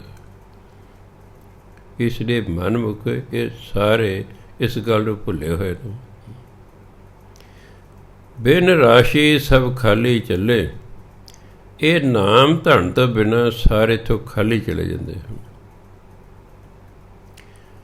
ਖਾਲੀ ਜਾਏ ਦੁੱਖ ਪਾਵਣੇ। ਹੁਣ ਕੋਲ ਨਾਮ ਧਨ ਹੈ ਹੀ ਨਹੀਂ, ਖਾਲੀ ਨੇ, ਅੱਗੇ ਜਾ ਕੇ ਦੁੱਖ ਪਾਉਂਦੇ ਨੇ। ਸੁੱਖ ਦੇ ਨਾਮ ਨਾ ਮਿਲਣਾ ਸੀ, ਨਾਮ ਜਪ ਕੇ ਨਾਮ ਧਨ ਇਕੱਠਾ ਨਹੀਂ ਕੀਤਾ, ਅੱਗੇ ਫਿਰ ਜਾ ਕੇ ਦੁਖੀ ਹੁੰਦੇ ਨੇ, ਅੱਗੇ ਦੁਖੀ। ਕਈ ਲੋਕ ਨੇ ਜਿੰਨਾ ਕਮਾਉਂਦੇ ਨੇ ਉਨਾ ਹੀ ਖਰਚ ਕਰਦੇ ਨੇ, ਕੋਈ ਬਚਾਉਂਦੇ ਨਹੀਂ, ਉਹ ਵੀ ਅਕਲਮੰਦ ਨਹੀਂ। ਅਤੇ ਕਈ ਲੋਕ ਖਰਚ ਤੋਂ ਆਮਦਨ ਤੋਂ ਵੱਧ ਖਰਚ ਕਰਦੇ ਨੇ, ਉਹਨਾਂ ਨੂੰ ਬੇਵਕੂਫ ਕਹਿੰਦੇ ਨੇ। ਉਹਨਾਂ ਨੂੰ ਬੇਵਕੂਫ ਕਹਿੰਦੇ ਨੇ ਜਿਹੜਾ ਆਮਦਨ ਤੋਂ ਵੱਧ ਖਰਚ ਕਰਦਾ ਹੈ। ਸੰਸਾਰ ਪ੍ਰਸਿੱਧ ਕਹਾਵਤ ਹੈ ਕਿ ਚਾਦਰ ਵੇਖ ਕੇ ਪੈਰ ਪਸਾਰੋ। ਇੰਗਲਿਸ਼ ਕਹਿੰਦੇ cut your coat according to your cloth. ਜਿੰਨਾ ਕੱਪੜਾ ਉਹਦੇ ਅਨੁਸਾਰ ਹੀ ਕੋਟ ਬਣਾਓਗੇ ਨਾ। ਉਸ ਕੱਪੜੇ ਨਾਲ ਕੋਟ ਬਣਦਾ 3 ਫੁੱਟ ਲੰਮਾ, ਅਤੇ ਤੁਸੀਂ 3.5 ਫੁੱਟ ਬਣਾਉਣਾ ਚਾਹੁੰਦੇ, ਨਹੀਂ ਬਣ ਸਕਦਾ। ਚਾਦਰ ਵੇਖ ਕੇ ਪੈਰ ਪਸਾਰੋ। ਮੰਨ ਲਓ ਕਿਸੇ ਬੰਦੇ ਦਾ ਕੱਦ 6 ਫੁੱਟ ਹੈ, ਚਾਦਰ ਹੁਣ ਦੇ ਦਿੱਤੀ 5 ਫੁੱਟ ਦੀ, ਸਰਦੀਆਂ ਦਾ ਮੌਸਮ ਹੈ। ਮੰਨ ਲਓ ਜਿੱਦਾਂ ਸਿੱਧਾ ਲੇਟਿਆ ਹੋਇਆ, ਜੇ ਮੂੰਹ ਢੱਕਦਾ ਹੈ ਅਤੇ ਪੈਰ ਨੰਗੇ ਰਹਿੰਦੇ, ਪੈਰ ਢੱਕਦਾ ਅਤੇ ਮੂੰਹ ਨੰਗਾ ਰਹਿੰਦਾ, ਤਾਂ ਸਿਆਣਪ ਕੀ ਹੈ? ਪੈਰ ਇਕੱਠੇ ਕਰ ਲਓ। ਜੇ ਜਿੰਨੀ ਆਮਦਨ ਹੈ, ਸਿਆਣਪ ਹੈ, ਉਹਦੇ ਵਿੱਚ ਗੁਜ਼ਾਰਾ ਕਰੋ। ਅਗਰ ਤੁਸੀਂ ਆਮਦਨ ਤੋਂ ਵੱਧ ਖਰਚਾ ਕਰੋਗੇ, ਤੁਹਾਡੇ ਸਿਰ ਕਰਜ਼ਾ ਚੜ੍ਹ ਜਾਏਗਾ ਅਤੇ ਉਹ ਮੁੜ ਕੇ ਉਤਰਨਾ ਹੀ ਨਹੀਂ, ਅਤੇ ਨਤੀਜਾ ਆਤਮ ਹੱਤਿਆ ਹੋਵੇਗੀ। ਭਾਵੇਂ ਕਿੰਨੀ ਵੀ ਘੱਟ ਆਮਦਨ ਕਿਉਂ ਨਾ ਹੋਵੇ, ਉਸ ਦੇ ਵਿੱਚ ਫਿਰ ਵੀ ਕੁਝ ਬਚਾ ਕੇ ਰੱਖੀਦਾ ਹੈ ਔਖੇ ਸਮੇਂ ਲਈ। ਪਤਾ ਨਹੀਂ ਕਿਸ ਵੇਲੇ ਕੋਈ ਬਿਮਾਰੀ ਲੱਗ ਜੇ, ਕਿੰਨੇ ਪੈਸੇ ਇਕੱਠੇ ਲੱਗ ਜਾਣ। ਕੋਈ ਦੁਰਘਟਨਾ ਹੋ ਜੇ, ਕਿੰਨਾ ਪੈਸਾ ਲੱਗਦਾ ਹੈ। ਇਸ ਲਈ ਜਿਨ੍ਹਾਂ ਕੋਲ ਨਾਮ ਧਨ ਹੈ ਨਹੀਂ, ਖਾਲੀ ਹੱਥ ਜਾ ਰਹੇ ਨੇ, ਫਿਰ ਉਹ ਦੁੱਖ ਪਾਉਂਦੇ ਨੇ, ਉਹ ਦੁੱਖ ਪਾਉਂਦੇ। ਕਿਉਂਕਿ ਪਰਮਾਤਮਾ ਨੇ ਤਾਂ ਪੁੱਛਿਆ, ਨਾਮ ਜਪਿਆ? ਇਹ ਬਹਾਨੇ ਨਹੀਂ ਜੀ, ਮੇਰਾ ਟੱਬਰ ਵੱਡਾ ਸੀ ਜੀ, ਮੈਂ ਜੀ ਗਰੀਬ ਸੀ ਜੀ, ਮੇਰਾ ਕਾਰੋਬਾਰ ਹੀ ਇੰਨਾ ਸੀ ਜੀ, ਸਿਰ ਖੁਰਕਣ ਦੀ ਵੇਲੇ ਸੀ। ਉਹ ਨਹੀਂ ਮੰਨਦਾ ਸੀ, ਨਹੀਂ ਮੰਨਦਾ। ਉਹ ਕਹਿੰਦੇ ਮੇਰਾ ਜਾ ਕੇ ਨਾਮ ਜਪਣਾ, ਮੈਂ ਤੁਹਾਨੂੰ ਮਨੁੱਖਾ ਜੀਵਨ ਤਾਂ ਦਿੱਤਾ, ਹੋਰ ਕਿਸੇ ਵੀ ਜੂਨੀ ਵਾਲੇ ਨੂੰ ਨਹੀਂ ਕਹਿੰਦਾ। ਹੁਣ ਪਤਾ ਇਹਨਾਂ ਨੂੰ ਤਾਂ ਮੈਂ ਸੋਝੀ ਹੀ ਨਹੀਂ ਦਿੱਤੀ, ਮੈਂ ਇਹ ਸੋਝੀ ਸਿਰਫ ਮਨੁੱਖ ਨੂੰ ਦਿੱਤੀ ਹੈ। ਇਹਨੇ ਫਿਰ ਨਾਮ ਨਹੀਂ ਜਪਿਆ, ਫਿਰ ਅੱਗੇ ਦੁੱਖ ਪਾਉਂਦਾ ਜਾ ਕੇ, ਕਿਉਂਕਿ ਖਾਲੀ ਹੱਥ ਜਾ ਰਿਹਾ। ਇੱਕ ਸੱਚ ਵਣਜੈ ਗੁਰ ਸ਼ਬਦ ਪਿਆਰੇ, ਆਪ ਧਰੈ ਸਗਲੇ ਕੁਲ ਤਾਰੇ। ਇੱਕ ਹੁੰਦਾ ਕੁਲ, ਇੱਕ ਹੁੰਦਾ ਕੁਲ। ਕੁਲ ਪੜ੍ਹੋਗੇ ਉਹਦਾ ਟੋਟਲ, ਕੁਲ ਖਾਨਦਾਨ ਨੂੰ ਕਹਿੰਦੇ, ਸਾਰੇ ਖਾਨਦਾਨ ਤਾਰ ਦਿੰਦਾ। ਆਪ ਧਰੈ ਸਗਲੇ ਕੁਲ ਤਾਰੇ, ਆਏ ਸੇ ਪ੍ਰਵਾਨ ਹੋਏ, ਮਿਲ ਪ੍ਰੀਤਮ ਸੁਖ ਪਾਵਣਿਆ। ਇੱਕ ਦੇ 3 ਸਰੂਪ ਨੇ ਗੁਰਬਾਣੀ 'ਚ। ਈਡਣ ਸਿਹਾਰੀ ਕੱਕਾ ਇੱਕ ਵਚਨ ਇਸਤਰੀ ਲਿੰਗ। ਈਡਣ ਸਿਹਾਰੀ ਕੱਕੇ ਨੂੰ ਔਂਕੜ ਇੱਕ ਵਚਨ ਪੁਲਿੰਗ। ਈਡਣ ਸਿਹਾਰੀ ਕੱਕੇ ਨੂੰ ਸਿਹਾਰੀ ਇੱਕ, ਇਹ ਹੈ ਬਹੁਵਚਨ, ਭਾਵ ਕਈ, ਅਰਥ ਹੈ ਕਈ, ਮੈਨੀ। ਇੱਕ ਸੱਚ ਵਣਜੈ ਗੁਰ ਸ਼ਬਦ ਪਿਆਰੇ, ਗੁਰੂ ਦੇ ਸ਼ਬਦ ਰਾਹੀਂ। ਫਿਰ ਉਹ ਕਹਿੰਦੇ ਇੱਕ, ਕਈ, ਸੱਚ ਵਣਜੈ, ਸੱਚ ਦਾ ਵਪਾਰ ਕਰਦੇ ਹਨ। ਗੁਰੂ ਦੇ ਸ਼ਬਦ ਨੂੰ ਪਿਆਰ ਕਰਦੇ ਨੇ, ਫਿਰ ਨਾਮ ਜਪਦੇ ਰਹਿੰਦੇ ਨੇ, ਫਿਰ ਉਹ ਸੱਚ ਨੂੰ ਇਕੱਠਿਆਂ ਕਰਦੇ ਨੇ, ਸੱਚ ਦਾ ਵਪਾਰ ਕਰਦੇ ਨੇ। ਸਾਧਨ ਕੀ ਹੈ? ਸ਼ਬਦ। ਸਾਧਨ ਹੈ ਬਾਣੀ ਅਤੇ ਨਾਮ। ਉਹ ਬਾਣੀ ਅਤੇ ਨਾਮ ਰਾਹੀਂ ਹੀ ਕਈ ਜਿਹੜੇ ਨੇ ਸੱਚ ਵਣਜੈ, ਸੱਚ ਦਾ ਵਪਾਰ ਕਰਦੇ ਹਨ, ਭਾਵ ਨਾਮ ਜਪਦੇ ਨੇ ਅਤੇ ਨਾਮ ਜਪਵਾਉਂਦੇ ਨੇ। ਕਿਉਂਕਿ ਵਪਾਰ ਵਿੱਚ ਖਰੀਦਿਆ ਵੀ ਜਾਂਦਾ ਅਤੇ ਵੇਚਿਆ ਵੀ ਜਾਂਦਾ। ਆਪਾਂ ਕੋਈ ਸੌਦਾ ਦੁਕਾਨ ਤੋਂ ਖਰੀਦ ਕੇ ਲਿਆਉਣਾ, ਆਪਾਂ ਵਪਾਰੀ ਨਹੀਂ ਹਾਂ, ਆਪਾਂ ਤਾਂ ਆਪਣੇ ਲਈ ਖਰੀਦੇ, ਆਪਾਂ ਗਾਹਕ ਹਾਂ। ਪਰ ਜਿਹੜੇ ਵੱਡੇ ਵਪਾਰੀ ਨੇ, ਉਹਨਾਂ ਕੋਲ ਛੋਟੇ ਦੁਕਾਨਦਾਰ ਜਾਂਦੇ ਨੇ, ਉਹਨਾਂ ਦੱਸਦੇ ਵੀ ਅਸੀਂ ਦੁਕਾਨਦਾਰ ਹਾਂ, ਅਸੀਂ ਤੁਹਾਡੇ ਤੋਂ ਮਾਲ ਲੈ ਕੇ ਅੱਗੇ ਵੇਚਿਆ ਕਰਨਾ। ਉਹ ਫਿਰ ਉਹਨਾਂ ਨੂੰ ਸਸਤਾ ਲਾ ਦਿੰਦੇ ਨੇ, ਉਹਨਾਂ ਨੂੰ ਸਸਤਾ ਲਾ ਦਿੰਦੇ ਨੇ ਤਾਂ ਜੋ ਉਹ ਕੁਛ ਕਮਾ ਕੇ ਸਾਡੇ ਰੇਟ 'ਤੇ ਹੀ ਵੇਚਣ। ਉਹ ਵਪਾਰੀ ਹੁੰਦੇ ਨੇ, ਕਿਉਂ? ਉਹ ਖਰੀਦਦੇ ਨੇ ਅਤੇ ਵੇਚਦੇ ਨੇ। ਸੋ ਵਣਜੈ, ਖਰੀਦਣਾ ਅਤੇ ਵੇਚਣ ਵਾਲੇ ਕਹਿੰਦੇ। ਸੱਚ ਵਿਹਾਜੈ ਸੱਚ ਕਮਾਵੇਂ, ਸੱਚੋ ਸੱਚ ਕਮਾਵਣ। ਇਹੀ ਸੀ। ਉਹ ਸੱਚ ਨੂੰ ਹੀ ਖਰੀਦਦੇ ਹਨ, ਸੱਚ ਦੀ ਹੀ ਕਮਾਈ ਕਰਦੇ ਹਨ। ਸੱਚੋ ਸੱਚ ਕਮਾਵਣ, ਅਤੇ ਨਿਰੋਲ ਸੱਚ ਦੀ ਕਮਾਈ ਕਰਦੇ। ਭਾਵ ਨਾਮ ਇਕੱਠਾ ਕਰਦੇ ਨੇ, ਨਾਮ ਜਪਦੇ ਨੇ, ਨਾਮ ਜਪਾਉਂਦੇ ਨੇ।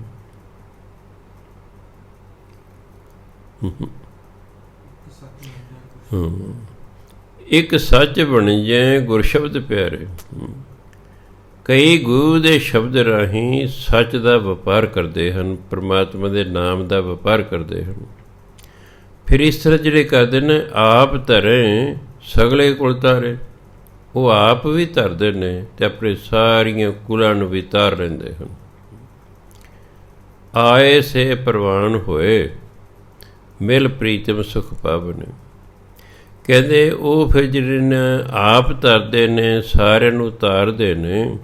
ਉਹ ਪ੍ਰੀਤਮ ਪਾਪ ਪਰਮਾਤਮਾ, ਉਹ ਪਿਆਰੇ ਪਰਮਾਤਮਾ ਨੂੰ ਮਿਲਦੇ ਨੇ। ਉਹਨਾਂ ਨੂੰ ਸੁੱਖ ਦੀ ਪ੍ਰਾਪਤੀ ਹੁੰਦੀ ਹੈ ਅਤੇ ਪਰਮਾਤਮਾ ਦੇ ਦਰ 'ਤੇ ਪ੍ਰਵਾਨ ਹੋ ਜਾਂਦੇ ਨੇ। ਆਏ ਸੇ ਪ੍ਰਵਾਨ ਹੋਏ, ਉਹਨਾਂ ਦਾ ਆਉਣਾ ਪ੍ਰਵਾਨ ਹੁੰਦਾ ਹੈ, ਕਿਉਂਕਿ ਉਹਨਾਂ ਨਾਮ ਦੀ ਕਮਾਈ ਕੀਤੀ ਹੈ। ਆਪ ਧਰਦੇ ਨੇ, ਸਾਰੀਆਂ ਕੁਲਾਂ ਧਰਦੇ ਨੇ। ਉਹ ਪਰਮਾਤਮਾ ਦਰ 'ਤੇ ਆਏ ਹੋਏ ਪ੍ਰਵਾਨ ਹੁੰਦੇ ਨੇ। ਉਹ ਪਰਮਾਤਮਾ ਨੂੰ ਮਿਲ ਕੇ ਸੁੱਖ ਪਾਉਂਦੇ ਹਨ। ਅੰਤਰ ਵਸਤ ਮੂੜਾ ਬਾਹਰ ਪਾਲੇ। ਮੂੜਾ ਅੜਾੜੇ 'ਤੇ ਪਰਜਾ ਹਾਹਾ ਲਾ ਕੇ ਬੋਲਣਾ। ਅੰਤਰ ਵਸਤ ਮੂੜਾ ਬਾਹਰ ਪਾਲੇ, ਮਨਮੁਖ ਅੰਧੇ ਫਿਰੇ ਬੇਤਾਲੇ। ਜਿੱਥੇ ਵਤ ਹੋਵੇ ਤਿੱਥੋਂ ਕੋਈ ਨਾ ਪਾਵੇ, ਮਨਮੁਖ ਭਰਮ ਭੁਲਾਵਣੇ। ਮਨਮੁਖਾਂ ਦੀ ਹਾਲਤ ਦੱਸੀ ਹੈ। ਅੰਤਰ ਵਸਤ, ਪਰਮਾਤਮਾ ਸਾਡੇ ਅੰਦਰ ਹੈ। ਮੂੜਾ ਮੂਰਖ ਬਾਹਰ ਪਲ, ਉਹਨੂੰ ਬਾਹਰ ਲੱਭ ਰਿਹਾ ਹੈ। ਵਸਤੂ ਅੰਦਰ ਹੈ, ਮੈਨੂੰ ਬਾਹਰ ਭਾਲ ਰਿਹਾ। ਮੰਨ ਲਓ ਮੇਰਾ ਪੈਨ ਡਰਾਇੰਗ ਰੂਮ 'ਚ ਡਿੱਗ ਪਿਆ ਹੈ। ਪੈਨ ਤਾਂ ਡਰਾਇੰਗ ਰੂਮ 'ਚ ਹੈ, ਮੈਂ ਇਹਨੂੰ ਬੈਡਰੂਮ 'ਚ ਲੱਭਦਾ ਰਹਾਂ ਸਾਰੀ ਉਮਰ, ਭਾਵੇਂ ਲੱਭਦਾ ਰਹਾਂ ਮੈਨੂੰ ਪੈਨ ਨਹੀਂ ਲੱਭੇਗਾ, ਕਿਉਂਕਿ ਜਿੱਥੇ ਹੈ ਉੱਥੇ ਮੈਂ ਲੱਭ ਨਹੀਂ ਰਿਹਾ। ਪਰਮਾਤਮਾ ਸਾਡੇ ਅੰਦਰ ਹੈ, ਅਸੀਂ ਅੰਦਰੋਂ ਨਹੀਂ ਲੱਭਦੇ। ਇਸ ਕਰਕੇ ਪਤਾ ਨਹੀਂ ਜੰਗਲਾਂ 'ਚ ਬੈਠਾ ਪਰਮਾਤਮਾ ਕਿ ਪਹਾੜਾਂ 'ਚ ਬੈਠਾ। ਪਰਮਾਤਮਾ ਦੇ ਅੰਦਰ ਹੈ, ਉਹਨੂੰ ਅੰਦਰੋਂ ਹੀ ਲੱਭਣਾ ਪੈਣਾ। ਪਰ ਜਿਹੜਾ ਮੂਰਖ ਹੈ ਉਹਨੂੰ ਬਾਹਰ ਭਾਲਦਾ ਹੈ। ਮਨਮੁਖ ਅੰਧੇ ਫਿਰੇ ਬੇਤਾਲ। ਜਿਹੜੇ ਮਨਮੁਖ ਨੇ ਇਹ ਅੰਨਿਆਂ ਦੀ ਨਿਆਈ ਹਨ, ਕਿਉਂਕਿ ਅਗਿਆਨੀ ਨੇ। ਬੇਤਾਲੇ ਜਿਹਨਾਂ ਦਿਮਾਗ ਪੂਰਾ ਕੰਮ ਨਾ ਕਰਦਾ ਹੋਵੇ। ਬੇਤਾਲੇ ਦਾ ਦੂਜਾ ਅਰਥ ਭੂਤ ਨੇ, ਅੱਜ ਜਿਹਨੂੰ ਭੂਤ ਪ੍ਰੇਤ ਕਹਿੰਦੇ, ਇਹਨਾਂ ਵੀ ਹਿੰਦੀ ਬੇਤਾਲੇ ਕਹਿੰਦੇ ਨੇ। ਮਨਮੁਖ ਨੇ, ਅਗਿਆਨੀ ਨੇ, ਭੂਤ ਨੇ, ਭੂਤ ਪ੍ਰੇਤਾਂ ਦੀ ਤਰ੍ਹਾਂ ਫਿਰੀ ਜਾਂਦੇ ਨੇ। ਜਿਹੜਾ ਭੂਤ ਪ੍ਰੇਤ ਹੈ ਆਪ ਵੀ ਦੁਖੀ ਹੁੰਦਾ ਹੈ, ਅਤੇ ਜਿਹਨੂੰ ਚੰਬੜਦਾ ਉਹਨੂੰ ਵੀ ਦੁਖੀ ਕਰਦਾ। ਕੌਣ ਭੂਤ ਪ੍ਰੇਤ ਬਣਦੇ ਨੇ? ਜਿਨ੍ਹਾਂ ਬੜੇ ਪਾਪ ਕੀਤੇ ਜ਼ਿੰਦਗੀ ਦੇ ਵਿੱਚ, ਉਹਨਾਂ ਨੂੰ ਫਿਰ ਅਗਲਾ ਜਨਮ ਨਹੀਂ ਮਿਲਦਾ। ਉਹਨਾਂ ਦੀ ਰੂਹ ਫਿਰ ਭਟਕਦੀ ਰਹਿੰਦੀ ਹੈ, ਕਦੇ ਕਿਸੇ ਨੂੰ ਚੰਬੜਦੀ ਅਤੇ ਫਿਰ ਕਦੇ ਕਿਸੇ ਨੂੰ ਚੰਬੜਦੀ। ਇਹ ਭੂਤ ਪ੍ਰੇਤ ਵੀ ਜੂਨੀ ਹੈ। ਇਹ ਭੂਤਾਂ ਪ੍ਰੇਤਾਂ ਦੀ ਵੀ ਇੱਕ ਜੂਨੀ ਹੈ। ਕਈ ਕੋਟ ਭੂਤ ਪ੍ਰੇਤ ਸੂਕਰ ਮਿਰਗਾਚ, ਸੁਖਮਨੀ ਸਾਹਿਬ 'ਚ ਪੰਜਮ ਪਾਤਸ਼ਾਹ ਕਹਿੰਦੇ ਕਰੋੜਾਂ ਹੀ ਭੂਤ ਪ੍ਰੇਤ ਨੇ। ਇੱਕ ਅੱਧਾ ਨਹੀਂ, ਕਰੋੜਾਂ ਹੀ ਭੂਤ ਪ੍ਰੇਤ। ਜਿਹਦੀ ਕਦੇ ਦਿਵ ਦ੍ਰਿਸ਼ਟੀ ਖੁੱਲ੍ਹੇ ਉਹ ਫਿਰ ਮੜੀਆਂ 'ਚ ਜਾਇਓ, ਉੱਥੇ ਤੁਹਾਨੂੰ ਕਿੰਨੇ ਹੀ ਭੂਤ ਪ੍ਰੇਤ ਫਿਰਦੇ ਦਿਖਾਈ ਦੇਣਗੇ। ਪਰ ਉਹ ਹਰ ਇੱਕ ਨੂੰ ਨਹੀਂ ਚੰਬੜਦੇ, ਹਰ ਇੱਕ ਨੂੰ ਕੁਛ ਨਹੀਂ ਕਹਿੰਦੇ। ਹੁਣ ਮੰਨ ਲਓ ਇੱਕ ਬੰਦਾ ਸੰਸਕਾਰ ਕਰਨ ਲਈ ਕਿਸੇ ਦੇ ਨਾਲ ਗਿਆ ਉੱਥੇ ਮੜੀਆਂ 'ਚ, ਉੱਥੇ ਕਿਸੇ ਭੂਤ ਨੇ ਵੇਖ ਲਿਆ ਉਹਨੂੰ ਵੀ ਇਹ ਤਾਂ 3 ਜਨਮ ਪਹਿਲਾਂ ਮੇਰਾ ਦੁਸ਼ਮਣ ਸੀ, ਇਹਨੇ ਮੈਨੂੰ ਬੜਾ ਦੁਖੀ ਕਰੀ ਰੱਖਿਆ ਸੀ, ਉਹਨੂੰ ਚੰਬੜ ਜਾਂਦਾ। ਇਹ ਵੀ ਹਿਸਾਬ ਕਿਤਾਬ ਤੋਂ ਬਿਨਾਂ ਨਹੀਂ ਚੰਬੜਦੇ, ਐਵੇਂ ਨਹੀਂ ਚੰਬੜਦੇ। ਅਸੀਂ ਇਹਨਾਂ ਰੂਹਾਂ ਨੂੰ ਕਿਸੇ ਜਨਮ ਦੇ ਵਿੱਚ ਦੁਖੀ ਕੀਤਾ ਹੁੰਦਾ ਹੈ, ਉਹ ਰੂਹਾਂ ਦੀ ਗਤੀ ਨਹੀਂ ਹੋਈ ਹੁੰਦੀ, ਉਹ ਫਿਰ ਉਡੀਕਦੀਆਂ ਵੀ ਕਦੋਂ ਸਾਡੇ ਅੜਿੱਕੇ 'ਚ ਆਵੇ। ਛੋਟਿਆਂ ਦੇ ਮਾਂ ਨੇ ਕਹਿਣਾ ਜਦੋਂ ਮੜੀਆਂ ਕੋਲੋਂ ਲੰਘੀ ਨਾ, ਵਾਹਿਗੁਰੂ ਵਾਹਿਗੁਰੂ ਕਰੀਦਾ। ਮੈਂ ਕਿਹਾ ਕਿਉਂ? ਕਹਿੰਦੇ ਪੁੱਤਰ ਮੜੀਆਂ 'ਚ ਭੂਤ ਪ੍ਰੇਤ ਹੁੰਦੇ ਨੇ, ਜਿਹੜਾ ਵਾਹਿਗੁਰੂ ਵਾਹਿਗੁਰੂ ਕਰਦਾ ਨਾ ਉਹਨੂੰ ਭੂਤ ਪ੍ਰੇਤ ਨਹੀਂ ਚੰਬੜਦੇ, ਨਹੀਂ ਚੰਬੜਦੇ। ਅਸੀਂ ਚਲੋ ਠੀਕ ਹੈ, ਭੂਤਾਂ ਪ੍ਰੇਤ ਤਾਂ ਸਾਰੀ ਦੁਨੀਆ ਡਰਦੀ ਹੈ, ਵਾਹਿਗੁਰੂ ਵਾਹਿਗੁਰੂ ਕਰਕੇ ਮੜੀ ਕੋਲ ਲੰਘ ਜਾਂਦਾ। ਬਾਅਦ ਫਿਰ ਪਤਾ ਲੱਗਾ ਵੀ ਵਾਕਈ ਮੜੀਆਂ 'ਚ ਭੂਤ ਪ੍ਰੇਤ ਹੁੰਦੇ ਨੇ, ਪਰ ਉਹ ਹਰ ਇੱਕ ਨੂੰ ਨਹੀਂ ਚੰਬੜਦੇ। ਜਿਹਦੇ ਨਾਲ ਉਹਨਾਂ ਦਾ ਕੋਈ ਹਿਸਾਬ ਕਿਤਾਬ ਹੁੰਦਾ, ਜਦੋਂ ਉਹ ਆ ਜਾਂਦਾ ਫਿਰ ਉਹਨੂੰ ਚੰਬੜਦੇ ਨੇ। ਇਸ ਲਈ ਗੁਰੂ ਮਹਾਰਾਜ ਕਹਿੰਦੇ ਮਨਮੁਖ ਅੰਧੇ ਫਿਰੈ ਬੇਤਾਲੇ। ਜਿਹੜੇ ਮਨਮੁਖ ਨੇ ਇਹ ਅੰਨੇ ਨੇ, ਅਗਿਆਨੀ ਨੇ, ਇਹ ਕਮਲਿਆਂ ਦੀ ਤਰ੍ਹਾਂ ਭੂਤਾਂ ਪ੍ਰੇਤਾਂ ਦੀ ਤਰ੍ਹਾਂ ਫਿਰੀ ਜਾਂਦੇ ਨੇ। ਜਿੱਥੇ ਵਸਤ ਹੋਵੇ ਤਿੱਥੋਂ ਕੋਈ ਨਾ ਪਾਵੇ, ਮਨਮੁਖ ਭਰਮ ਭੁਲਾਵਣ ਨੇ। ਹੁਣ ਜਿੱਥੇ ਵਸਤੂ ਹੈ ਉੱਥੋਂ ਇਹ ਪਾਉਂਦੇ ਨਹੀਂ, ਕਿਉਂਕਿ ਇਹਨਾਂ ਨੂੰ ਗਿਆਨ ਨਹੀਂ ਹੈ। ਮਨਮੁਖ ਨੇ ਗਿਆਨ ਤੇ ਗੁਰੂ ਤੋਂ ਹੋਣਾ ਕਿ ਤੇਰੇ ਅੰਦਰ ਹੀ ਪਰਮਾਤਮਾ ਹੈ। ਇਹਨਾਂ ਨੂੰ ਇਸ ਗੱਲ ਦਾ ਗਿਆਨ ਨਹੀਂ ਹੈ ਕਿ ਜਿੱਥੇ ਵਸਤੂ ਹੈ ਉੱਥੇ ਮਿਲਣੀ ਹੈ। ਵਤ ਮੈਨੇ ਵਸਤੂ ਭਾਵ ਨਾਮ ਰੱਬ। ਜਿੱਥੇ ਵਤ ਹੋਵੇ ਤਿੱਥੋਂ ਕੋਈ ਨਾ ਪਾਵੇ। ਇਹ ਮਨਮੁਖ ਉੱਥੋਂ ਪਾਉਂਦੇ ਹੀ ਨਹੀਂ ਜਿੱਥੇ ਚੀਜ਼ ਹੈ, ਕਿਉਂਕਿ ਇਹਨਾਂ ਨੂੰ ਗਿਆਨ ਨਹੀਂ ਹੈ। ਮਨਮੁਖ ਭਰਮ ਭੁਲਾਵਣ, ਕਿਉਂਕਿ ਮਨਮੁਖ ਭਰਮਾਂ ਦੇ ਵਿੱਚ ਰੱਬ ਨੂੰ ਭੁੱਲ ਜਾਂਦਾ, ਭਰਮਾਂ 'ਚ ਪੈ ਕੇ ਉਹ ਰੱਬ ਨੂੰ ਹੀ ਭੁੱਲ ਜਾਂਦਾ ਹੈ। ਆਪੇ ਦੇਵੈ ਸ਼ਬਦ ਬੁਲਾਏ, ਮਹਿਲੀ ਮਹਿਲ ਸਹਿਜ ਸੁਖ ਪਾਏ। ਨਾਨਕ ਨਾਮ ਮਿਲੈ ਵਡਿਆਈ, ਆਪੇ ਸੁਣ ਸੁਣ ਧਿਆਵਣਿਆ। ਆਪੇ ਦੇਵੈ ਸ਼ਬਦ ਬੁਲਾਏ, ਸ਼ਬਦੇ ਰਾਹੀਂ ਆਪ ਹੀ ਜੀਵ ਨੂੰ ਬੁਲਾ ਕੇ ਨਾ ਆਪਣੇ ਨਾਮ ਦੀ ਦਾਤ ਦਿੰਦਾ ਹੈ।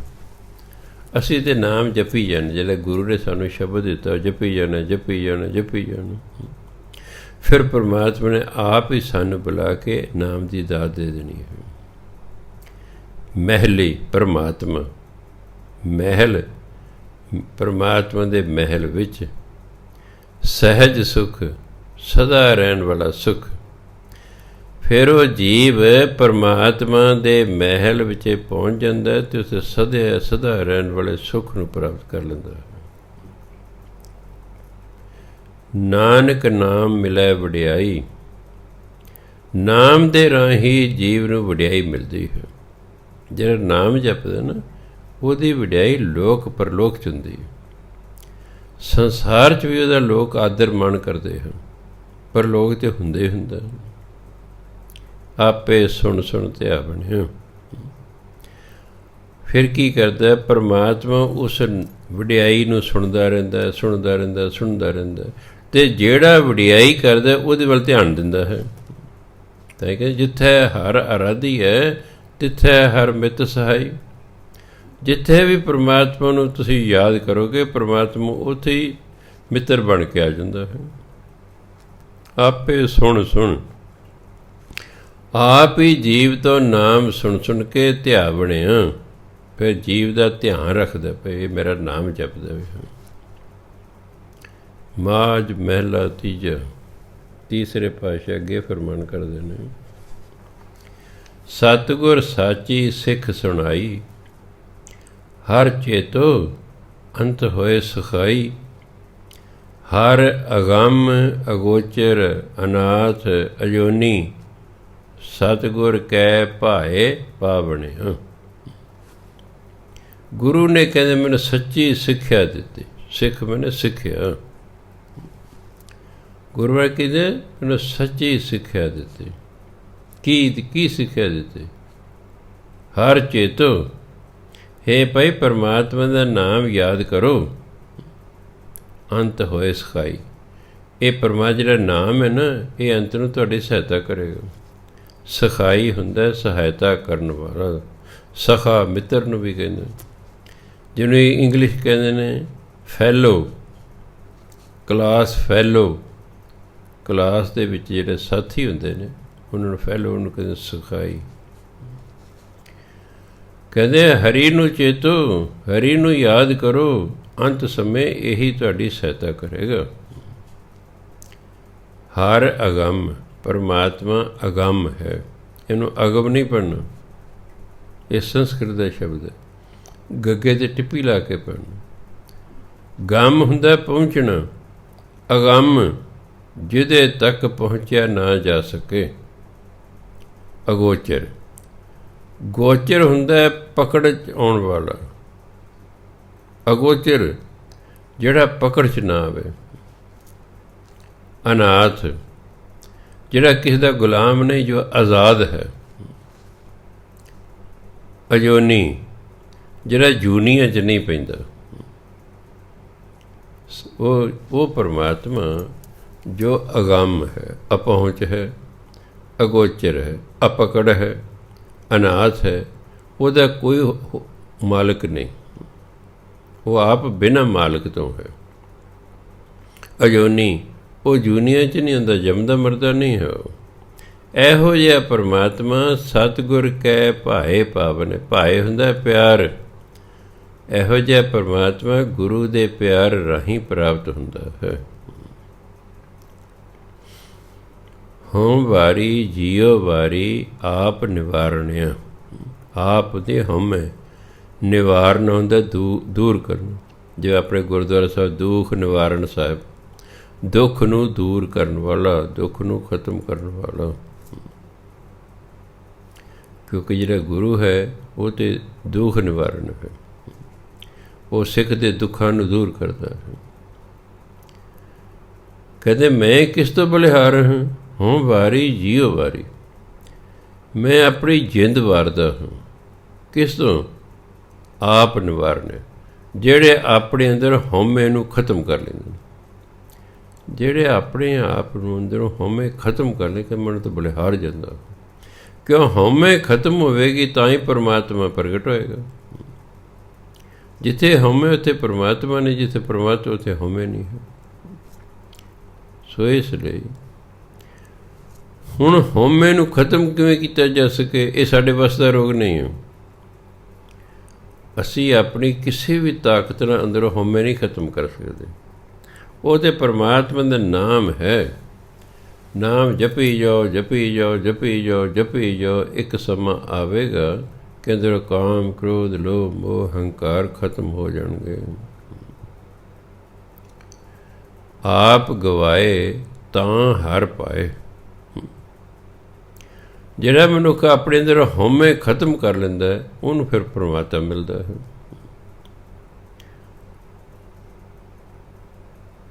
ਹਰ ਸਿਉ ਸਹਿਜ ਸਮਾਵਣੇ, ਅਤੇ ਫਿਰ ਉਹ ਸਹਿਜੇ ਹੀ ਹਰੀ ਦੇ ਨਾਲ ਲੀਨ ਹੋ ਜਾਂਦਾ।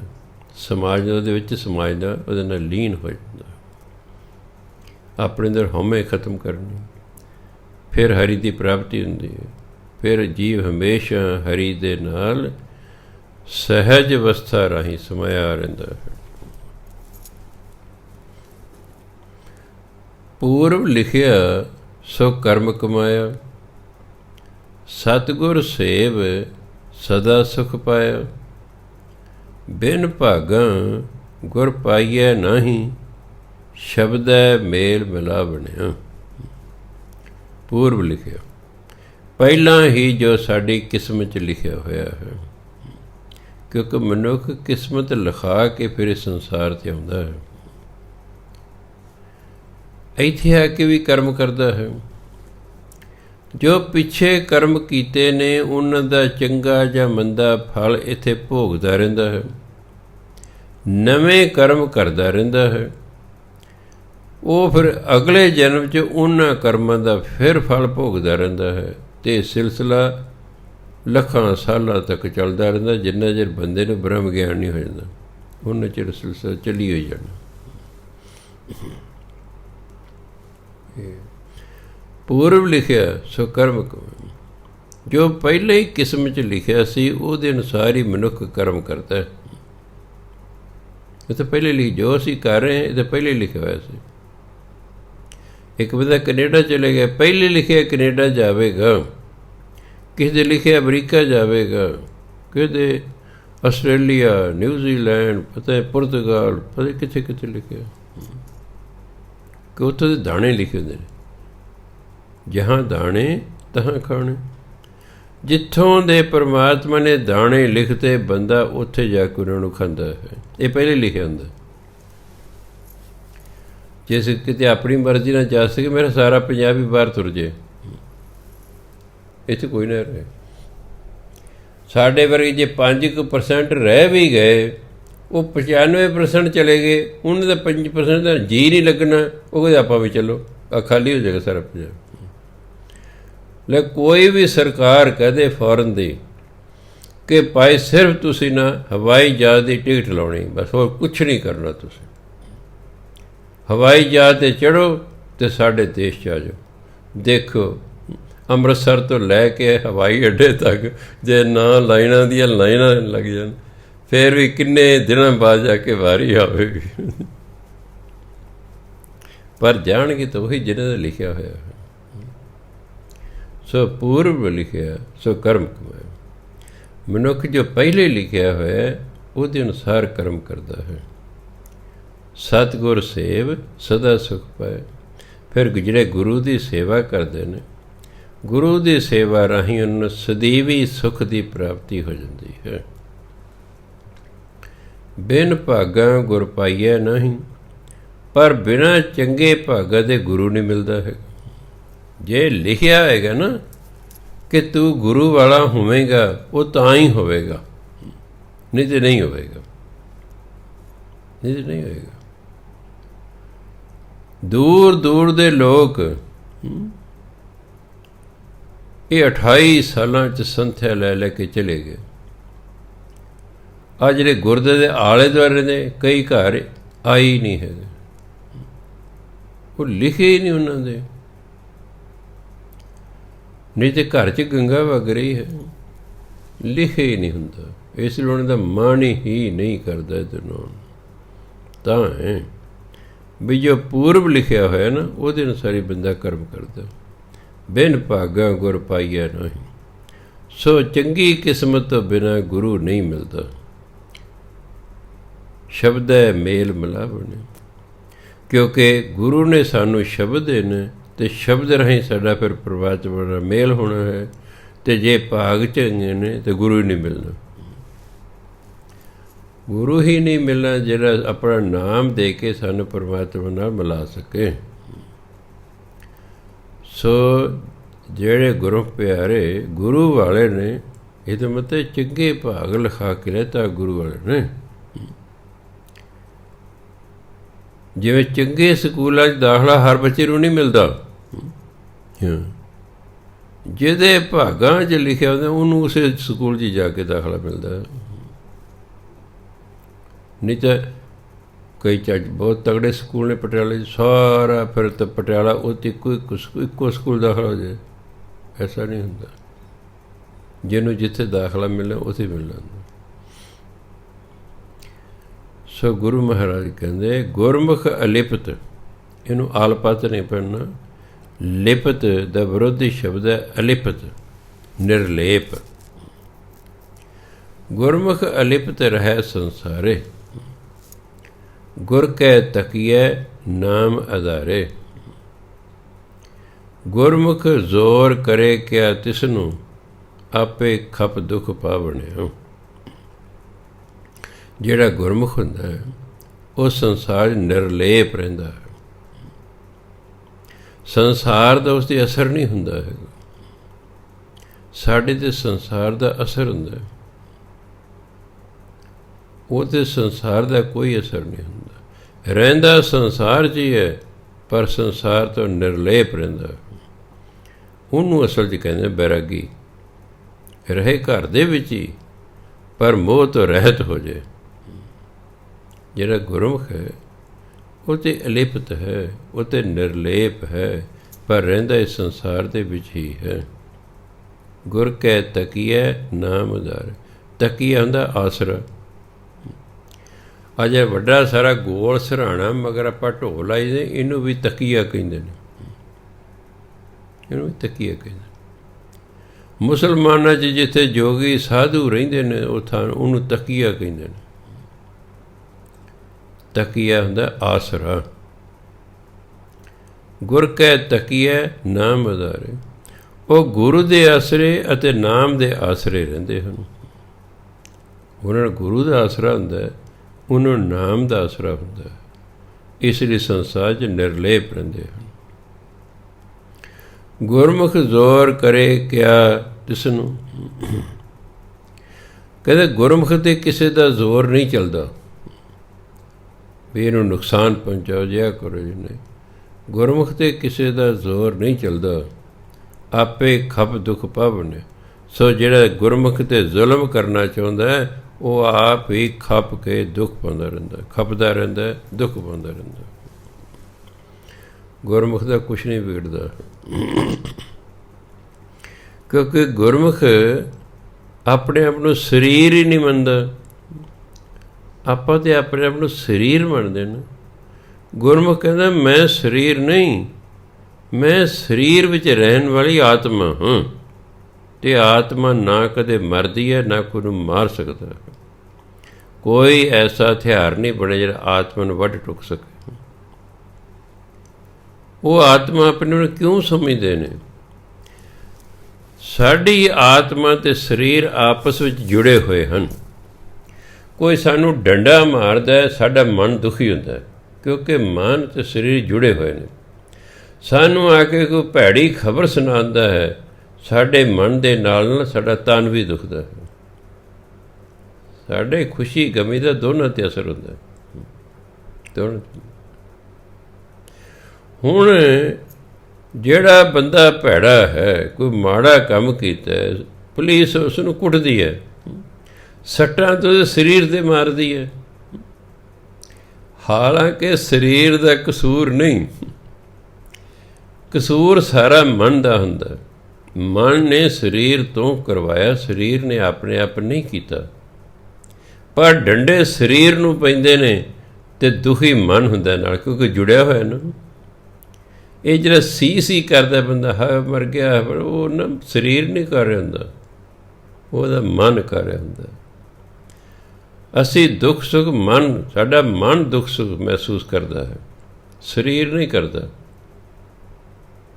ਹੁਣ ਦੇਖੋ, ਤੁਸੀਂ ਆਪਣੇ ਛੋਟੇ ਬੱਚੇ ਡਾਕਟਰ ਕੋਲ ਲੈ ਜਾਓ, ਉਹਨੇ ਸਿਰਿੰਜ ਦੇ ਵਿੱਚ ਨੀਡਲ ਪਾ ਲਈ, ਸੂਈ ਪਾ ਲਈ, ਬੱਚਾ ਵੇਖ ਕੇ ਰੋਣਾ ਸ਼ੁਰੂ ਕਰ ਦਿੰਦਾ। ਹੁਣ ਉਹਨੂੰ ਪੁੱਛੇ ਵੀ ਤੈਨੂੰ ਕਿਹੜਾ ਟੀਕਾ ਲੱਗਾ? ਜੇ ਟੀਕਾ ਲੱਗਦਾ, ਥੋੜ੍ਹੀ ਬਹੁਤੀ ਦਰਦ ਹੁੰਦੀ, ਤੂੰ ਰੋਂਦਾ ਚੰਗਾ ਲੱਗਦਾ ਹੈ। ਤੈਨੂੰ ਤਾਂ ਟੀਕਾ ਲੱਗਾ ਹੀ ਨਹੀਂ, ਪਰ ਤੂੰ ਰੋ ਰਿਹਾ ਹੈ।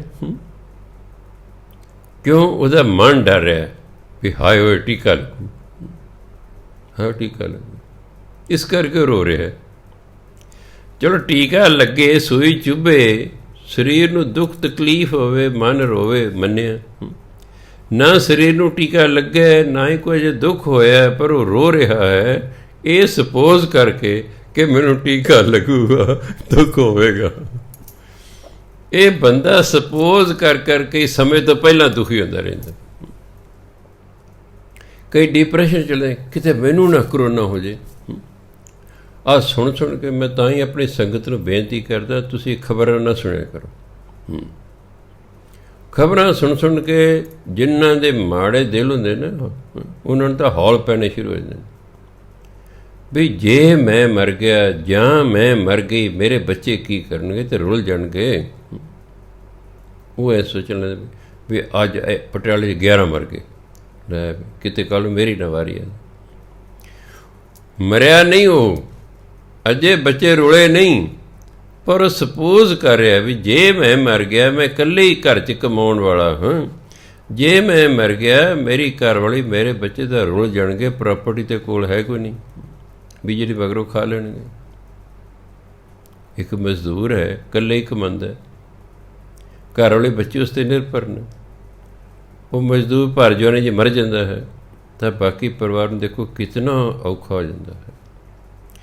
ਇਹ ਸੋਚ ਕੇ ਮਨੁੱਖ ਪਹਿਲਾਂ ਹੀ ਡਰ ਰਿਹਾ ਹੈ। ਇਹਦਾ ਮਤਲਬ ਜਿਹੜਾ ਡਰ ਹੈ ਜਾਂ ਖੁਸ਼ੀ ਹੈ, ਇਹਦਾ ਸੰਬੰਧ ਮਨ ਨਾਲ ਹੈ, ਸਰੀਰ ਨਾਲ ਨਹੀਂ ਹੈ, ਨਾਲ ਨਹੀਂ। ਇਸ ਲਈ ਜੇ ਕੋਈ ਗੁਰਮੁਖ 'ਤੇ ਆਪਣਾ ਜ਼ੋਰ ਕਰਦਾ ਵੀ ਹੈ, ਜ਼ੁਲਮ ਕਰਦਾ ਵੀ ਹੈ, ਉਹ ਆਪ ਹੀ ਖੱਪ ਕੇ ਦੁੱਖ ਪਾਉਂਦਾ ਰਹਿੰਦਾ ਹੈ। ਸੋ ਇਸ ਲਈ ਗੁਰੂ ਮਹਾਰਾਜ ਕਹਿੰਦੇ ਵੀ ਸਾਡਾ ਜਿਹੜਾ ਉਦੇਸ਼ ਹੈ ਉਹ ਗੁਰਮੁਖ ਬਣਨਾ ਹੈ। ਅਸੀਂ ਗੁਰੂ ਦੇ ਆਖੇ ਲੱਗਣਾ ਹੈ। ਜਦੋਂ ਬੰਦਾ ਗੁਰਮੁਖ ਹੋ ਜਾਂਦਾ ਹੈ ਤਾਂ ਫਿਰ ਸਮਝੋ ਰੱਬ ਰੂਪ ਹੋ ਗਿਆ ਹੈ। ਗੁਰਮੁਖ ਦਾ ਮੇਲ ਫਿਰ ਪਰਮਾਤਮਾ ਨਾਲ ਹੋ ਜਾਂਦਾ ਹੈ। ਸੋ ਯਤਨ ਕਰਦੇ ਰਹਿਣਾ। ਐਡੀ ਵੱਡੀ ਤਬਦੀਲੀ ਰਾਤੇ ਰਾਤ ਨਹੀਂ ਹੋਣੀ ਹੁੰਦੀ। ਰੋਮ ਵਾਜ਼ ਨਾਟ ਬਿਲਟ ਇਨ ਏ ਡੇ। ਕਹਿੰਦੇ ਰੋਮ ਇੱਕ ਦਿਨ 'ਚ ਨਹੀਂ ਸੀ ਬਣਨਾ। ਫਰਾਂਸ ਦੀ ਰਾਜਧਾਨੀ ਟਾਈਮ ਲੱਗਦਾ, ਹੱਥਾਂ 'ਤੇ ਸਰੋਂ ਨਹੀਂ ਜੰਮਦੀ, ਸਮਾਂ ਲੱਗਦਾ।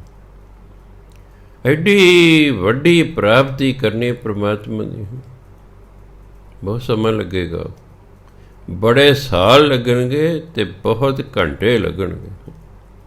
ਪਰ ਇਹ ਨਹੀਂ ਕਹਿਣਾ ਕਿ ਮੇਰੇ ਭਾਗਾਂ 'ਚ ਰੱਬ ਕਿੱਥੇ ਹੈ, ਇਹ ਨਹੀਂ ਸੋਚਣਾ। ਤੁਹਾਨੂੰ ਸੁਣਦੇ ਆਪਣੇ ਭਾਗਾਂ ਦਾ ਹੀ ਨਹੀਂ ਪਤਾ ਅਤੇ ਕਹਿ ਕਿਵੇਂ ਦੇਵਾਂਗੇ, ਕਹਿ ਕਿਵੇਂ ਦੇਵਾਂਗੇ। ਇਸ ਲਈ ਲੱਗੇ ਰਹਿਣਾ ਹੁੰਦਾ, ਆਪਣੇ ਵੱਲੋਂ ਯਤਨ ਕਰਦੇ ਰਹਿਣਾ। ਕੀ ਪਤਾ ਪਰਮਾਤਮਾ ਕਦੋਂ ਕਿਰਪਾ ਕਰਦੇ, ਗੁਰੂ ਕਦੋਂ ਕਿਰਪਾ ਕਰਦੇ। ਲੱਗੇ ਰਹਿਣਾ। ਆਪਣਾ 10 ਦੀ ਕਿਰਤ ਕਰੋ, ਆਪਣਾ ਪਰਿਵਾਰ ਪਾਲੋ, ਅਤੇ ਫਿਰ ਜਿਹੜਾ ਸਮਾਂ ਮਿਲੇ ਉਸ 'ਚ ਭਜਨ ਬੰਦਗੀ ਕਰਕੇ ਆਪਣੇ ਜੀਵਨ ਨੂੰ ਸਫਲਾ ਕਰਨਾ ਸੀ। ਸਤਿਕਾਰਯੋਗ ਸਾਧ ਸਿੰਘ ਜੀ, ਵਾਹਿਗੁਰੂ ਜੀ ਕਾ ਖਾਲਸਾ, ਵਾਹਿਗੁਰੂ ਜੀ ਕੀ ਫਤਿਹ।